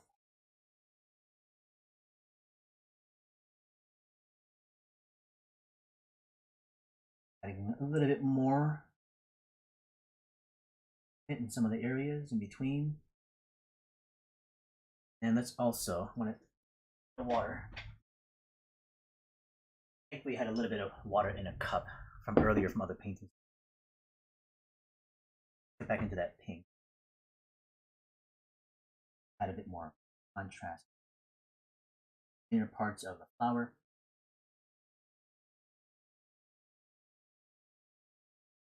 Adds just a little bit of depth, detail.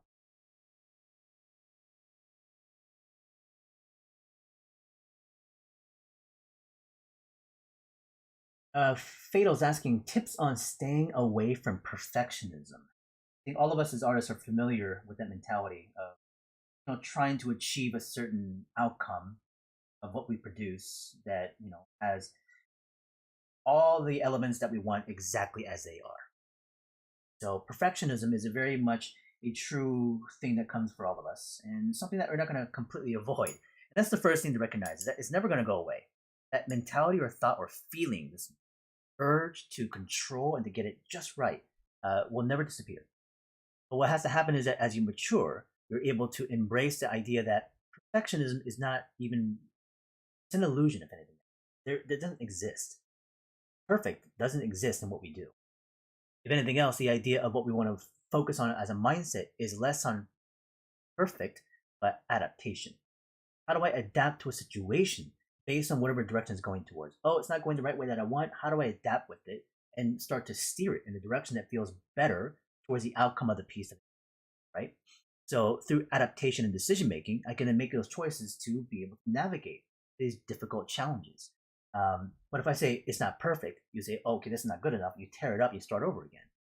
And all it does is it creates a sense of stress and frustration, which is not very helpful in the creative process. Now, again, like I said, you're not going to completely avoid it. It will still be there. And you can have certain disappointments and frustrations, but it's less on you holding on to it and kicking yourself while you're down, and being able to go into the idea that, hey, you're able to experience and learn as you move into the. That's the idea. And the more you're able to do that, then hopefully you have better experiences going into the future.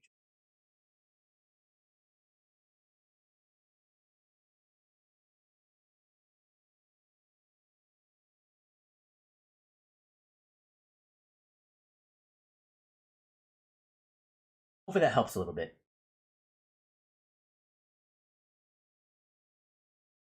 Jack is asking, just bought the Dynamite Bible. Great. I'm glad you're able to acquire one. Should be here on Thursday. Yeah, hopefully you enjoy it, man. I am planning to still do the second one very soon. I would like to be able to get it done and out this year. I had planned for Comic Con, but I don't know if timeline wise it's going to allow me to print this. But I'm hoping to get it. Well, it's going to be done for sure 100% this year.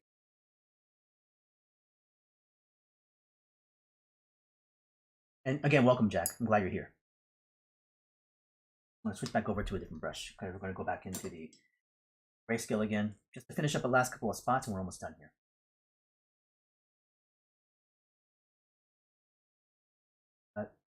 Thank you for the comment, Mateo. And Sunstrom is saying, what is my tips to remember what I study? Do we really...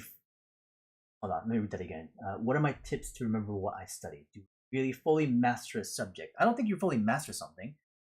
It's an ongoing process, getting new perspectives, new perception, and different awarenesses of stuff. So it continues to grow. If we're talking about the idea of mastering something, that means you hit the end point, which I don't think exists in terms of what we do. It's ever growing, and it can construct, but you can also then dissolve it, because in your academic methods of practice, as you built it up, you find that maybe that technique is too convoluted, too stacked, too confusing. So you sometimes you break it down something to be much more simplistic. So what you thought was being more mastering of a technique by adding in more layers to the complexity of the stuff. Sometimes you have to be able to deconstruct it to find even that purity of that thing. So it goes through many processes. So, like I said, I don't think there's an ending point of when that becomes a mastering of something. It becomes a consistent evolution as you also change as a person. You don't ever stay the same in terms of your thinking and process of thought, and it shouldn't. If you do, you're not growing, right? So that's the way I would approach that. We're almost done here. If anybody has any last comments or questions, let me know.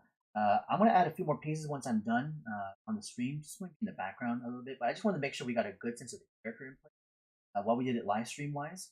Later on, when this goes on to the YouTube channel for you to watch again from the recording, you can go back and watch it from the beginning and get some of the foundation of inspiration that we talked about how we establish commissions and stuff like this. But in any case, if nobody has any other questions, I appreciate your guys' time and interest and involvement and participation in this whole thing. But I'm glad you guys were here.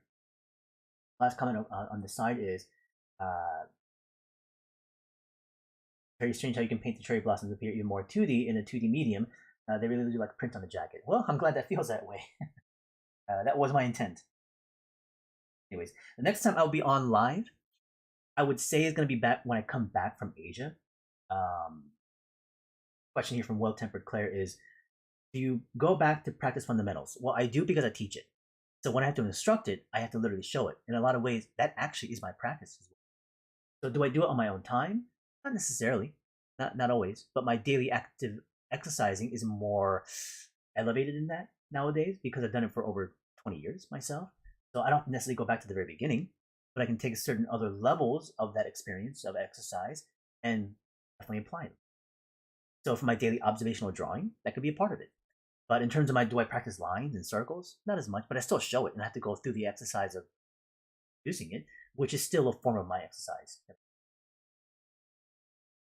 Last question again, Quinn here is observing from a book with images just as good as observing objects from real life? No, not.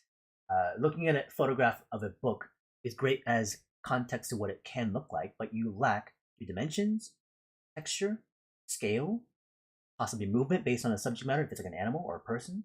You lose a sense of its personality, characteristic. There's many elements there inside of a book that you don't get. So seeing it from the real life has more added information of experience you get. Sight, sound, maybe even smells. Go to a zoo, you smell certain things, and that's added to your experience and memory. Go to a gardens, you smell the plants that are there. It's added to your memory experience. It builds to the visual vocabulary. Anyways, if I don't actually go, well, there's a possibility that I might want to play with trying to do a live stream while I'm in Asia. So it's possible. And if anything else, I'll do it on my camera, on my my phone, that is. So that is a chance of something that we might do while I'm in Asia alone. Kind of talk about my experience while I'm there. But if that doesn't happen, I'll be doing a lot of recording and video and doing basically like a little art video blog, essentially. So video vlog. and kind of showing it from my perspective of what I saw. Maybe I'm sketching on location somewhere, record some of those things, and I post it on YouTube at some. Last question from Strom is: did Kim Jong Gi study old subject like face or anatomy, or kept what he already knew? Yeah, he did study those things all the time, especially when he was growing in his skill set. He definitely, uh, you know, studied those things for sure. 100% he did. Anyways, okay. Thank you guys. I appreciate your time and efforts, and I will see you at some point real soon. Hopefully, you guys enjoyed the overall conversation and demo about the idea of commission. So this particular live stream was about that as a subject matter. Go back and rewatch the stream again, and from the very beginning, you get a lot more information. We'll see you hopefully real soon. Maybe that time when I'm in Asia. If not, when I come back after the 27th, I'll do the live stream then. Okay. Okay. Thanks, you guys. Appreciate it. I'll see you next time.